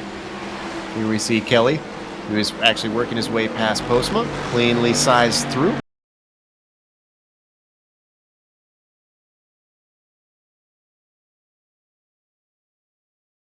It's hard to find someone that hasn't had trouble in any of the classes, no matter where they are. Maybe Dino Topic hasn't been really in trouble, but, otherwise we've called out a lot of these guys' names. Absolutely. Prototype leader Robert Tinsey into pit lane. So, Tinsey takes his second stop. So does Robert Jackman following him in. This will hand it back to Gerard, who's now coming around 10 and 11. Re-inherit the lead. Danny Kane spinning.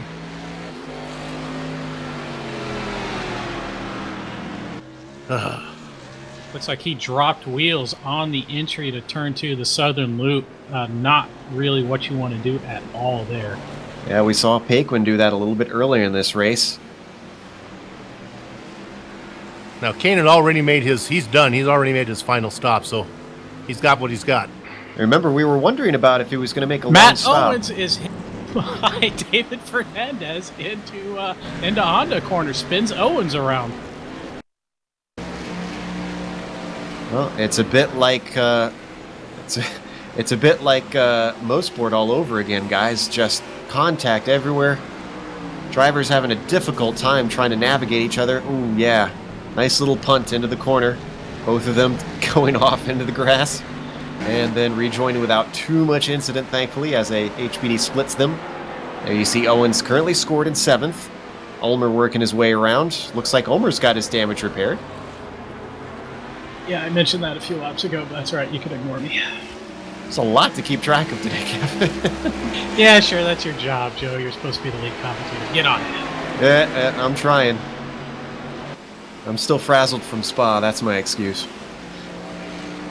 Armando Edwards around on the exit of the Southern Loop. Seems to be just a solo spin. Yeah, he re-enters. He is in 9th. Armando's, actually, he's the last prototype out on track at the moment, so he is not having a good day out there. In fact, he has got 15 seconds up to the next car, Mark Kudrowski. Let me rephrase that. Armando Edwards ran out of room when Ross Booth ran wide, so that was not a self-spin.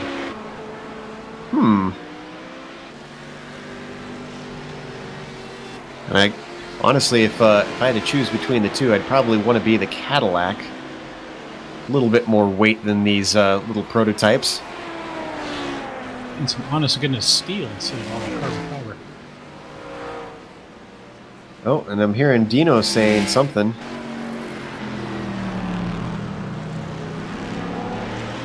Oh, thought maybe something had happened to him. Looks like he was just putting a lap on, I think it was Jim McInnes.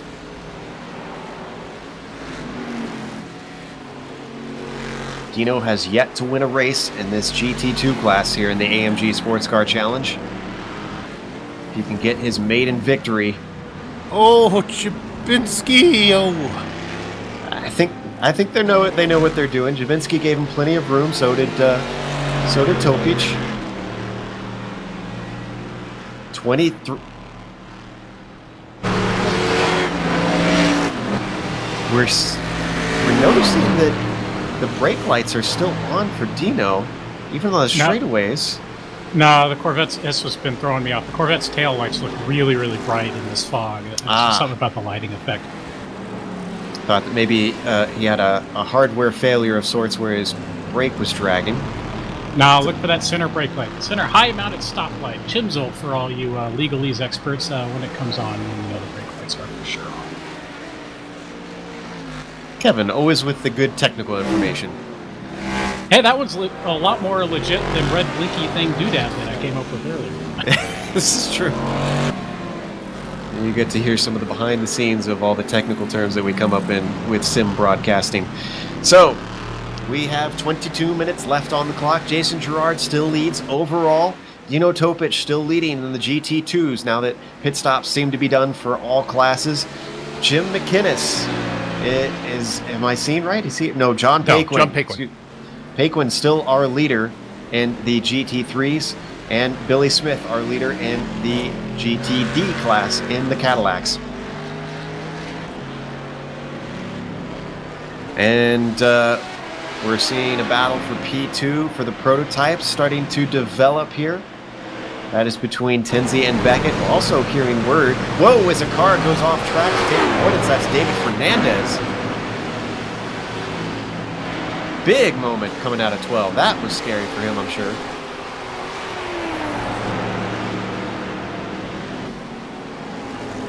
In the meantime, I was going to say, it sounds like Patrick Fleming, who has not been having a good day, and whoa, saw a spun car.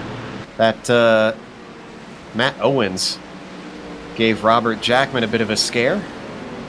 It sounds like Patrick Fleming has been disqualified due to incident points. Thank you. I was trying to get that out. Cars kept doing other things and I couldn't get to it. This battle between Tinsley and Beckett still hanging at about a second. You can see Tinsley on your screen right now having to work through a lot of traffic. Past the Cadillac, now coming up to our GT3 leader, sneaks inside, going up Lukey Heights.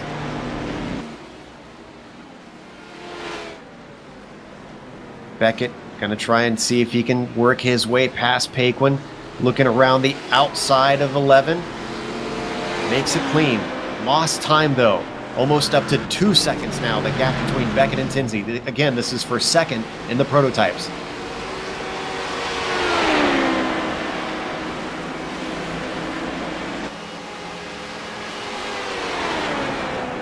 This appears to be one of our closest battles on the track at the moment.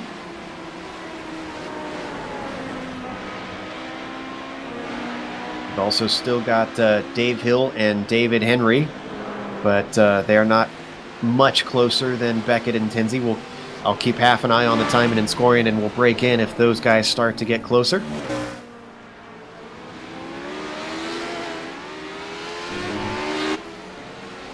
You know, right behind them, right actually, is Dino Topic. He is a cool customer. You can stay where you are, but he was in a beehive of traffic, and man, he's cool. He's ice water. Dino's been another driver who's made mistakes, excuse me, here and there throughout the season, trying to finally find redemption down here in Australia. Couldn't get it done at Mosport.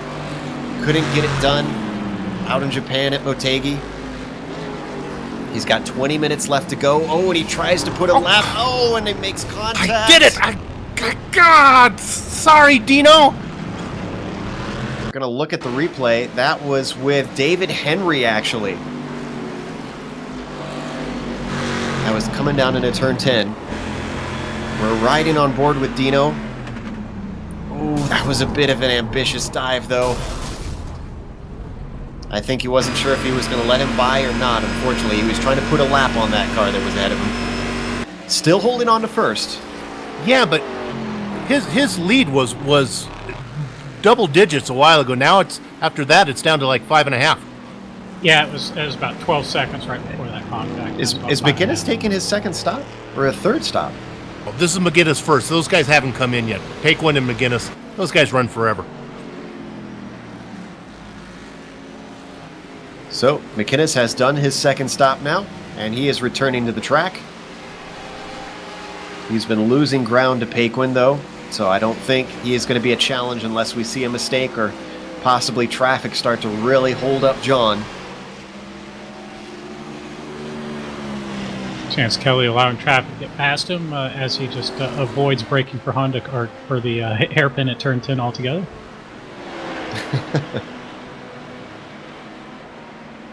So that gap between Beckett and Tinsey now back down to about 1.3.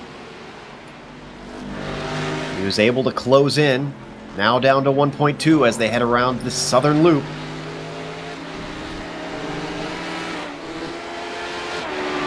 And Ulmer, yet another spin.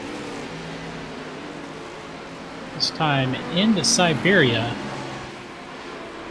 You know, Joe and Kevin, we've seen that from Ulmer. When things go bad for John, I mean, they go really bad.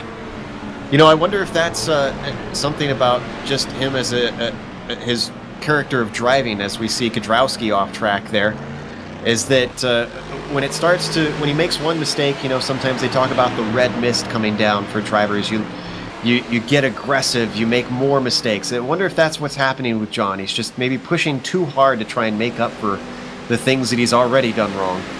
I'm a poker player, and in poker they call it being on tilt when you just can't see straight. Tinsey shoved off track. And that was going around Billy Smith. I have a feeling, guys, after this race, we're going to see a lot of chatter on the forum about interclass traffic. Seems to have been a sticking point today, once again. Well, Billy Smith, while he's out in front, he's really not blowing a Booth away. Booth is still within 3 seconds from him. So, keeping him in check, keeping it exciting, at least giving us something to talk about for the rest of these 15 minutes. But we do still have something to talk about with Tinsey, who now has Beckett within a second of him after that off-track moment out of turn 2. Beckett really pushing the car. You can see him start to squirm on the gas.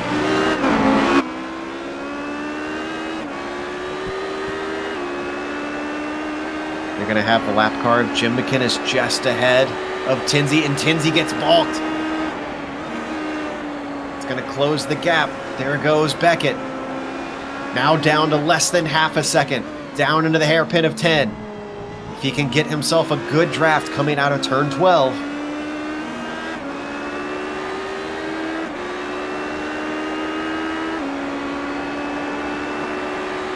Looks like the gap. Go ahead. For those scoring at home, John Paquin has made his final pit stop, so he's good to go. He maintains the lead.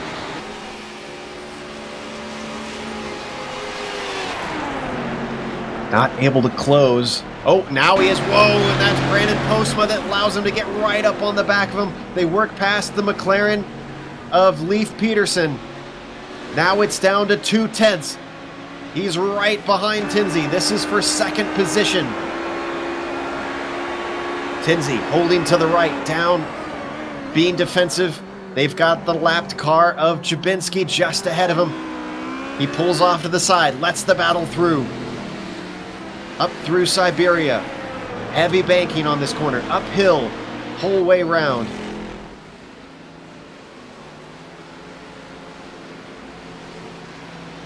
Losing just a little bit of ground. Now it's back up to 4/10 for Beckett. Traffic just continuing to cause all kinds of problems for Tinsley. Christopher Sherburne gonna let him by. Both of them sneaking through on the inside of the corner. And once again, the gap goes back up to 4/10. Just can't seem to close. Now Tinsley gets balked again, this time by the BMW of Robbie Morrison. It slows his momentum. He goes defensive down towards one. Beckett around the outside. He backs out of it. They've got another McLaren in the way before they get to it. Saved by the bell. That was a good job by Robert Tinsley, using that McLaren as a pick to keep Jake Beckett from being able to pass him. Smart driving from Tinsley. Experienced prototype driver. Boy, this has been some great back and forth here, Kevin. Yeah, they're doing a good job putting on some action here. We've seen Robert Tinsley a lot in the Pacific Major Series as well. He's run well there, having a nice run tonight, keeping Jake Beckett behind him. They've only got 13 more minutes. Tinsley can get himself a podium finish on the second step here. He sneaks his way past Matt Owens. Owens goes to move, causes just a moment of hesitation for Beckett. That gap is now back up to 0.5, 0.6.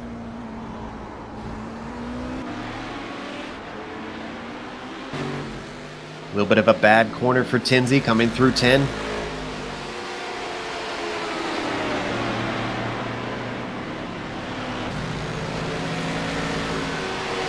They've got Kevin Binkley just ahead of them.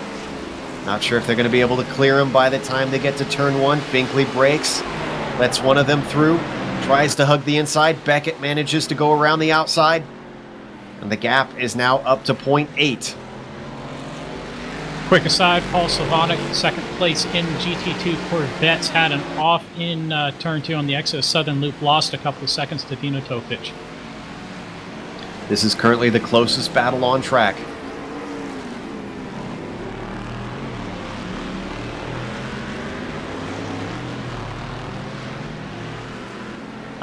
I'm pretty sure at this point, Kevin, that Beckett is just absolutely wringing everything out of that car. He wants to be able to get past Tinsley. He's looking for every opportunity. Yeah, I'm with you. They both seem to be pushing really, really hard. Driving's getting a little sloppy here. 80 minutes into this race on old tires in very, very fast cars as Jake Beckett nearly spins it, getting on the power aggressively through the hairpin. We've already seen him spin it once. That was coming out of the Southern Loop. And this has lost him a chunk of time. It's now back over a second between Beckett and Tinsley. A little bit of a sigh of relief from Tinsley inside that cockpit.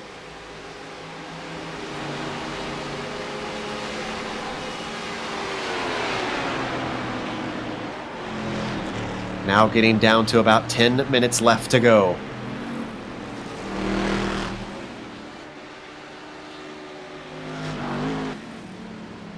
In our other classes, Dino Topic still leads in the GT2 class. Has about a 6.7 gap.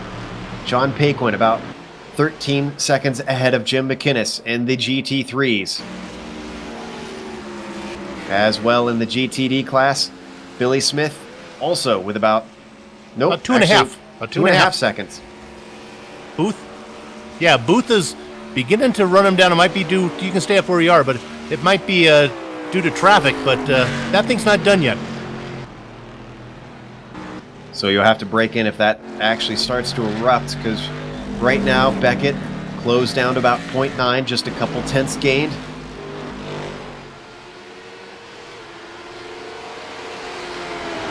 Meanwhile, this duo has gained hand over fist on Jason Girard. They picked up about 5 seconds in the last couple laps. Actually, just in the last lap. I'm going to go back and figure this one out. Possible mistake from Girard. As Kevin's looking at that, we're keeping an eye. Oh, no, actually, we're looking at Girard. Car looks fine. Yeah, it looks like he was just caught behind the lap car of Armando Edwards as Armando was dealing with traffic as well. So just unfortunate for Girard as Beckett is really up close now. Oh, and he almost gets balked by David Henry there. He looks to the outside, under braking for Honda. They've got more traffic that they're going to have to weave their way through. Leif Peterson, Dave Hill, Danny Kane, and Paul Slavonic all together, working their way to the inside of Peterson. Now trying to sneak past Hill. Hill also dealing with traffic. Kane almost moving in front of them, sees them, lets them through. Beckett just hounding him, now down to 2/10 behind Tinsley. Now comes Slavonic. Slavonic holding to the left side. Are they going to try and sneak through? He holds to the left. Track switches back. They weave their way around the outside. Still, Beckett able to hold on. Up to half a second gap between them. Coming around the final corner. Very fast left-hander. A lot of banking on here. Up over the crest now to complete another lap. Boy, you know, Jake Beckett did a really good job of setting up his exit for the hairpin turn 10 by getting on the proper line. But then he was held up because Robert Tinsley was kind of delayed getting on the power a little bit. I think because of that tighter line, kept Beckett from being able to close up there. So Robert Tinsley kind of won that little battle of gamesmanship there. Jake Beckett needed to do a little bit better job of setting up to be on the power when Tinsley was on the power as well. Riding on the chopper now as they head through Honda corner. Beckett's lost a little bit of ground again. In fact, it's almost up to a second. Well, they have a big mess of about 6 cars that they're going to catch very quickly here. Indeed, Darren Kuhn is the first up in the Cadillac. Tinsley gets by clean. Track switches over. And just sneaking by goes Jake Beckett. Now they've got Dino Topic, our leader in the GT2, working their way to the inside. Lets them through. No battle for them there. Tinsley really struggled getting on the power and avoiding that Cadillac. That has allowed Beckett to close into half a second once again. Now they've got their own class with Armando Edwards. He's going to split them 3 wide. Managing to get past that GT3 car. Is he going to let Beckett by? No, he's not. Steals the line almost halfway. Awkward position. Now he lifts and lets him through. Once again, giving just a little bit of breathing space for Robert Tinsley. Another battle to keep an eye on. David Henry is caught back up to Dave Hill. It's only half a second on track right now. This is for 3rd and 4th place in the GT2 class. We're looking at that battle coming out of Siberia. Henry has a good run. He's right up on the back of him. Unfortunately, with the way the track switches back and forth. Oh, no, excuse me. That was coming out of turn 2. Now they're into Honda corner. Once again, looks like he is just trying to get himself a nice, good launch out of that corner. Henry trying to use every ounce of power that he has in that Corvette.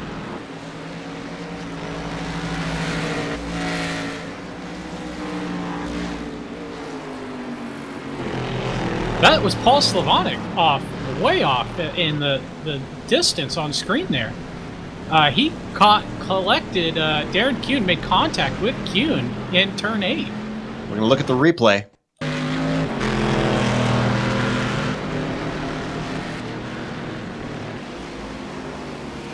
Oh, didn't expect them to shut the door there. Oh, and he took a wild ride off through the grass. Manages to stay out of the tire barriers, though. Boy, let's jump back to David Henry because he was all over the back of Hill. In fact, he takes a look into turn 1. Has nowhere to go. Hill anxious to get, or Henry anxious to get himself on the podium. This is a battle for 3rd in GT2. Yeah, they did pass Paul Slavonic, but that was just getting their lap back on him. So they should be on the same lap with him, I think, now. Hill obviously feeling like he's under threat. He stayed defensive as we ride on board with Henry.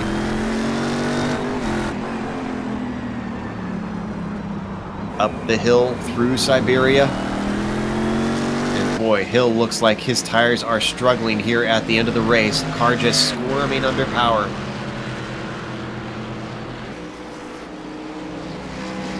Nothing much has changed with the prototypes. Tinsey and Beckett still half second apart. Beckett still not able to make anything happen. Two great battles going on for podium positions in GT2 and prototypes here at the end of the race with 4.5 minutes left on the clock. Hill's got some traffic in the form of a Cadillac coming around the final corner.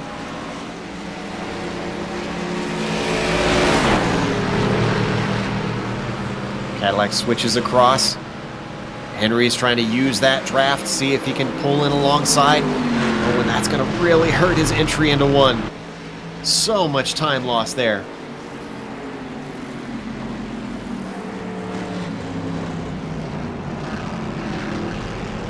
Unfortunately for Henry, it looks like that is the battle over for just a little bit. So let's jump back to the prototypes. Yep, they've been very close still. Tinsey getting a little loose on the crest of Lukey Heights. Poor Jake Beckett desperately trying to get around every bit of traffic he has been able to the last couple of laps, and frantic on the radio with his sorry and thanks buttons. I think he's got getting them mixed up a little bit. Currently still about a half a second, as we said, between Beckett and Tinsey. This is still for second position, and Ulmer is in the pits again.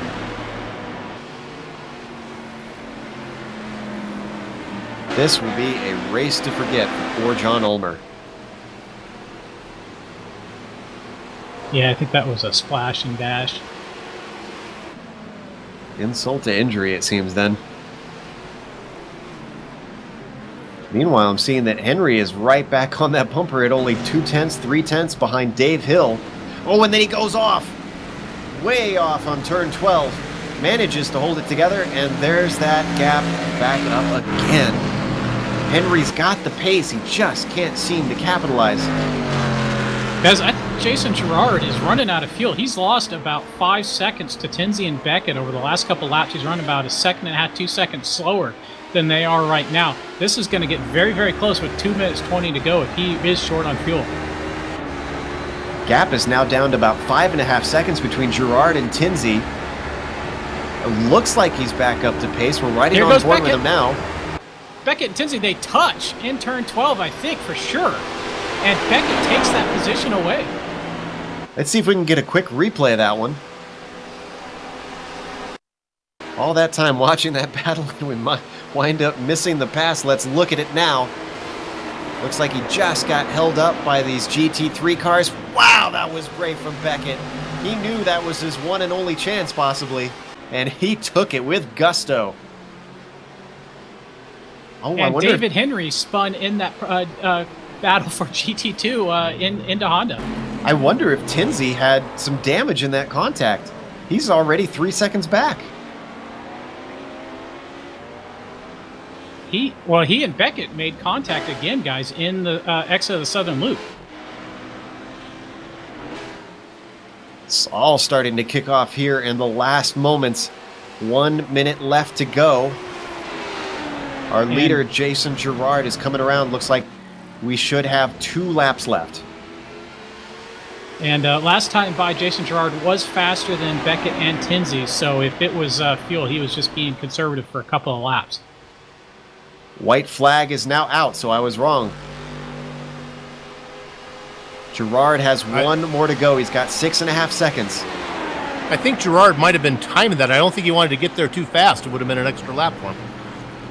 And Jubinski and Ulmer were in a fight, and Jubinski went off in the Lukey Heights, came down into the hairpin, collected Ulmer, who collected Chris Sherburne. Wow. And those two are still fighting, it looks like, as we see Ulmer on screen with Jubinski behind him. Ulmer getting on the radio saying how his car is messed up. Yeah, let's give John credit. He's been pretty good on the microphone. He's noted for not hesitating to express himself. Well, let's head back to our overall leader, Jason Girard. He's got about 3 corners left. Girard's got 1 in the books. He's looking to add another. He doesn't have a championship to worry about. Just trying to collect these wins. 1 more corner to go around the banking of 12. Onto the front stretch. It is going to go to Jason Girard today here at Phillip Island. I think John Paquin is our next leader to cross. As we jump to Paquin, he's coming around turn 10. His gap right now is actually a healthy 20 seconds over McInnes. We're used to this domination from Paquin, but today he had to work, he had to sweat, and he made it worth it. John Paquin is going to win in GT3 here at Phillip Island today. I think Billy Smith might be next. So jumping to the GTD cars. We just got word via YouTube that Jubinski said he gave the spot to Ulmer since it was Jubinski's fault that he messed up Ulmer's car, didn't want to take a spot like that. So good sportsmanship. Jubinski. All right. Well, Billy Smith, though, teammate to Ulmer, I believe, is going to come home with the win in GTD once again, continuing his perfection. Real quick, we'll have to jump back to Dino Topic. He's finally going to get it. Topic with the win here at Phillip Island. That's all 4 of our winners through. Let's jump to break. Let's try and catch our breath after a frantic race here for 90 minutes. We'll have the unofficial results as well as driver interviews, so don't go away.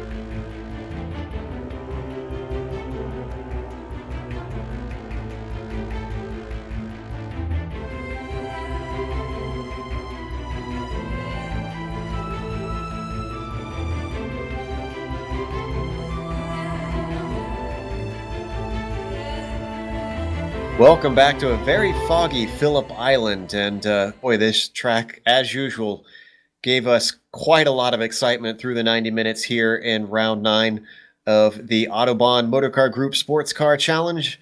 But in the end, up at the top, it was Jason Gerard who managed to win it overall. Jake Beckett with a fantastic battle for second place at the end, and he managed to grab it. Robert Tinsley rounded out the podium with a well-fought and well-earned chip to the champagne.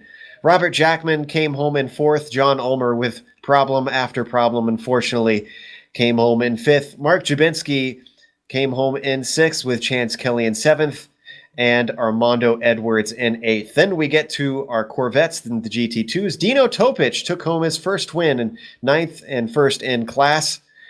And then Paul Slavonic rounds out the top 10. Kevin? In 11th was Dave Hill, another lap down, so that last minute call I had was incorrect. They were on separate laps. Sheldon Voloshin in 12th. John Paquin with the GT3 win in 13th overall, and then Jim McInnes 14th. Billy Smith second in Billy Smith too, excuse me, in 15th gets the win in GTDs. Ross Smith was 16th overall. Danny Kane 17th. Robbie Morrison 18th. Brandon Postma was 19th, and Leif Peterson rounded out the top 20. Bill. The lead driver 9 laps down is David Henry, finishing 5th in the Corvettes. Christopher Sherburne in the Corvettes 6th in that class, and Kevin Binkley with that late start finishes 7th, 9 laps down. In 24th overall, Matt Owens, Dale Green in 25th, David Fernandez in 26th. Darren Kuhn, we saw him having a lot of trouble. He was 15 laps down in 27th. Mark Kradowski, 17 laps down. These guys didn't do so well at the end. 22 down is Joseph Wren. Patrick Fleming had lots of trouble, I think disconnected due to incident cap. 38 laps down, Mark Schindel, Brett Trozine, and A.J. Clark round out the field in 33rd. So we have a few people to interview, and first up, we're going to go with our overall winner. He is going to be talking to Kevin Brown. That is Jason Gerard. Jason, congratulations on your second win of the season. It looked like in qualifying it was going to be a dogfight with 3 prototype cars qualifying so close together, but in the end, you had a pretty healthy lead on most of that race. Yeah, thanks. I mean, it was a pretty comfortable win, but I'll tell you what, in that final 30 minutes, it seemed like everything that could possibly go wrong did. I had trading paints flaking out on me. I had a thunderstorm brewing outside. It was like, and I was catching all the lap traffic at just the absolute worst possible location. And I'll tell you, it was starting to get a little tense there, but thankfully I built up a large lead in that first 60 minutes, and I was just able to keep it. Now, the last few laps, it seemed like you were off pace. Were you maybe concerned about fuel there, trying to make sure that you didn't have to go an extra lap? Tell us what was going on there, I think. I was just, in all honesty, I was just catching the lap traffic, like I said, at the absolute worst possible locations that I could possibly do. The first 60 minutes, I was just flowing through the traffic like it wasn't even there, and it felt really awesome. And literally, like the last 30 minutes, I was just catching all the traffic in the absolute worst possible location. I was also trying to be as conservative as possible. I had an 18-second lead coming out of the second pit stop, so it really wasn't really too much effort for me to push.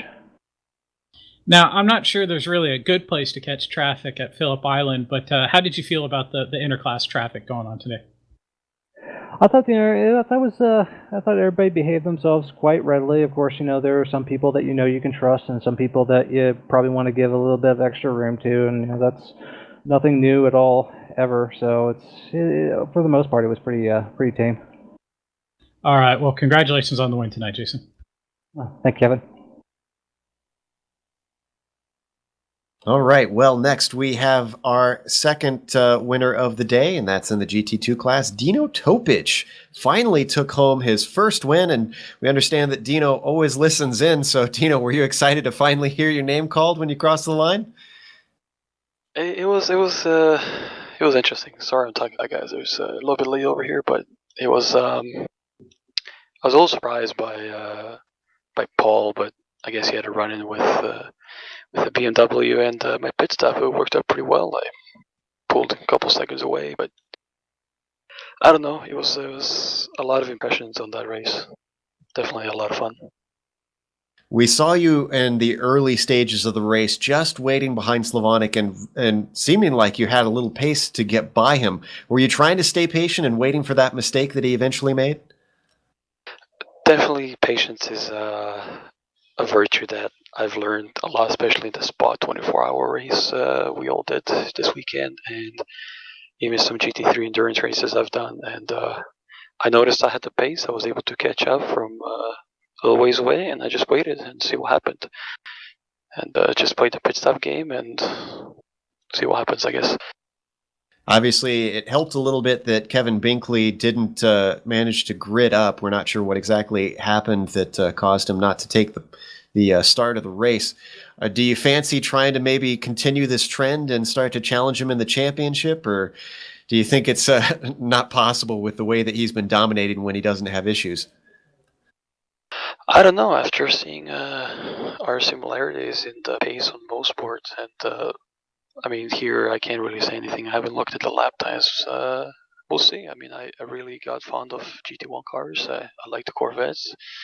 I did some official races. I think it just clicked with the car, and some random clicks on the setup made things work. All right. Well, we hope you try and start challenging him. Give us some exciting running up front like this week after week here. Again, congratulations. Thank you very much. Thanks for podcasting. Not a problem. That was Dino Topic, our winner in the GT2 class.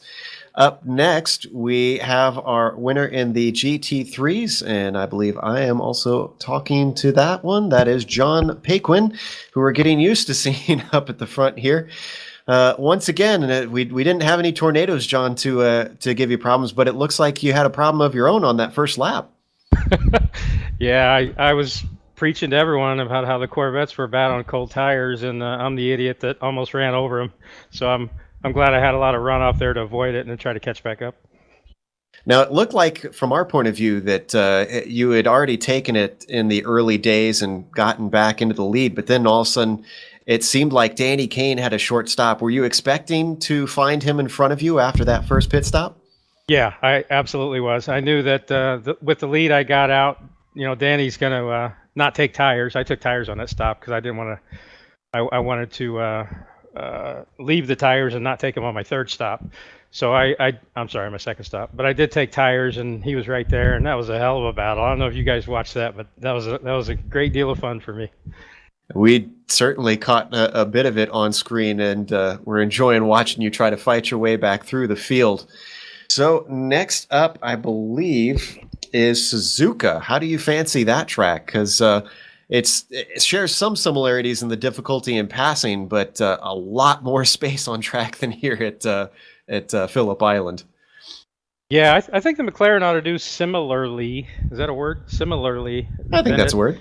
That it does at Phillips Island. So I shouldn't have any problems there. But Danny, I'm sure, will really get up for it. Jim ran a good race too. Jim was just clean as could be. So. Yeah, we were a little disappointed he didn't fight you harder for the lead early on in the race, but he's, like you said, he still ran a fantastic race. Congratulations once again. You've not put another notch there for your wins. Thank you, guys. It was my pleasure. That was a fun race. Definitely was fun to watch from our point of view. That was John Paquin, winner in the GT3s. Bill, we understand, is ready to talk to Billy Smith, our winner in the GT2s or GTDs, another driver who's had a lot of notches. Billy Smith, we've done this before. Congratulations. But this one wasn't wire to wire. You had your work cut out for you today. Thanks. Yeah, it was a little difficult. I don't know if I had low tire pressures or what for the conditions, but it was very, very slick the first lap or two. Yeah, I was watching you a lot during the race because you're part of my class. It looked like the car was actually a little squiggly on you for a lot of times. Was it? I thought with the cold weather, the traction would be good with you, but you seemed to be having trouble. Just didn't have a feel for the car, maybe? Like I said before, this car is really difficult to set up well, and like I said, I think my tire pressures might have been a bit low for the conditions. Not having a lot of temperature into the track, and that off I had is just like ice. Yeah. So now near the end of the race, it looked like actually Postma stalked you pretty much the same distance the whole time. I was wondering when I was watching you, were you just monitoring the speed, or or was that all you had and he was making you give everything you had? Well, I actually, for a little bit, thought I might have made a mistake on how much fuel I took. So I was kind of taking it easy for a little bit there. And then once I decided I was good, I was, went ahead and started to push a little bit. I was giving it about, 9.9 out of 10. Yeah. I wasn't trying to push all the way and make a mistake, but. Yeah, I noticed that he got it down to he actually lowered it down to under 2 seconds, like the 1.9, and then after that, it seemed like you stepped up a bit. Well, you didn't have pole today, so it wasn't a perfect score day for you, but pretty good. What do you think of when we go back to Suzuka next week? Well, it really looks like Brandon and Ross have really picked up their game, so it's we'll have to concentrate a whole lot more if they continue to improve. Well, it's a fun class to watch. Congratulations again, and we will see you next time. Thank you, guys. Joe. Well, it looks like we've got one more that we can do real quick since he had some good battles early in the race, and that was Danny Kane. Unfortunately, wasn't able to win, but he did manage to come home in third. So he was on the podium in the GT3 class. Danny, you and John certainly gave us a great show there, and it sounds like he expected you to take that short first stop. So pretty clever driving there. Yeah, my race was compromised pretty early by an incident, but it was a pretty frustrating race for me. All in all, I ended up having to go the entire race without taking tires just to be able to even somewhat maintain my position, and it made for a very difficult time. Are you going to be the racing with John was a lot of fun. It was not very often that he and I get to go side by side like that, and I was doing everything I could to keep him back, but he had much newer tires than I did. Yeah, it was great from our point of view. Well, we certainly expect that maybe things will be a little bit easier with fewer decreasing radius corners at Japan. I imagine you fancy going there now? It depends. Honestly, this race kind of confirmed a suspicion for me that the McLaren just has so much straightaway speed over the BMW that even with as minimal downforce that I had, I just couldn't stay with John on the straightaways. And I know he had more, newer tires and everything like that, but it just made it really difficult. And I seriously am considering just saying, you know what, for the rest of the season, I'm going to switch over to that McLaren just because that puts us on even grounds as far as the car. And then, maybe then I won't have something to blame for me being slower than him. Then I can actually say he really is faster than me because honestly, he is. Yeah, it's he certainly makes it really tough on just about anybody that he faces off with.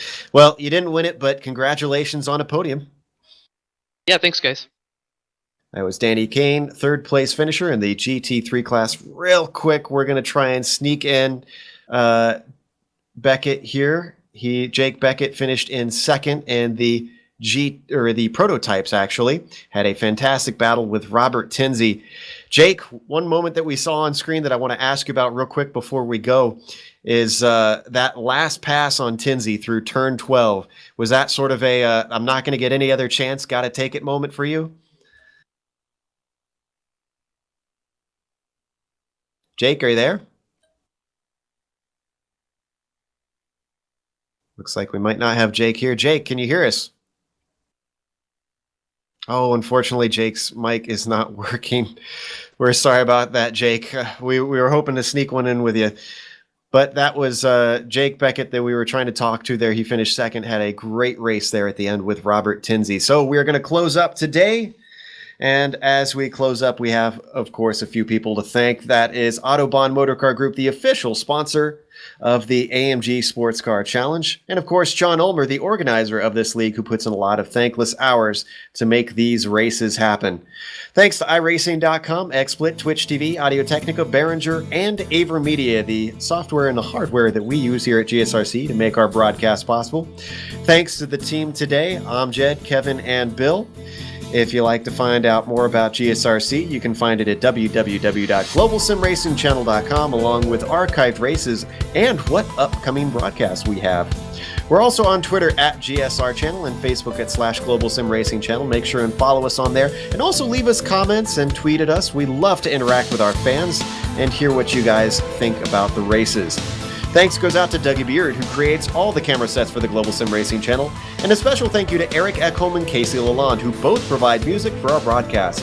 You can buy Eric's music on iTunes and Spotify, and Casey's at caseylalonde.bandcamp.com.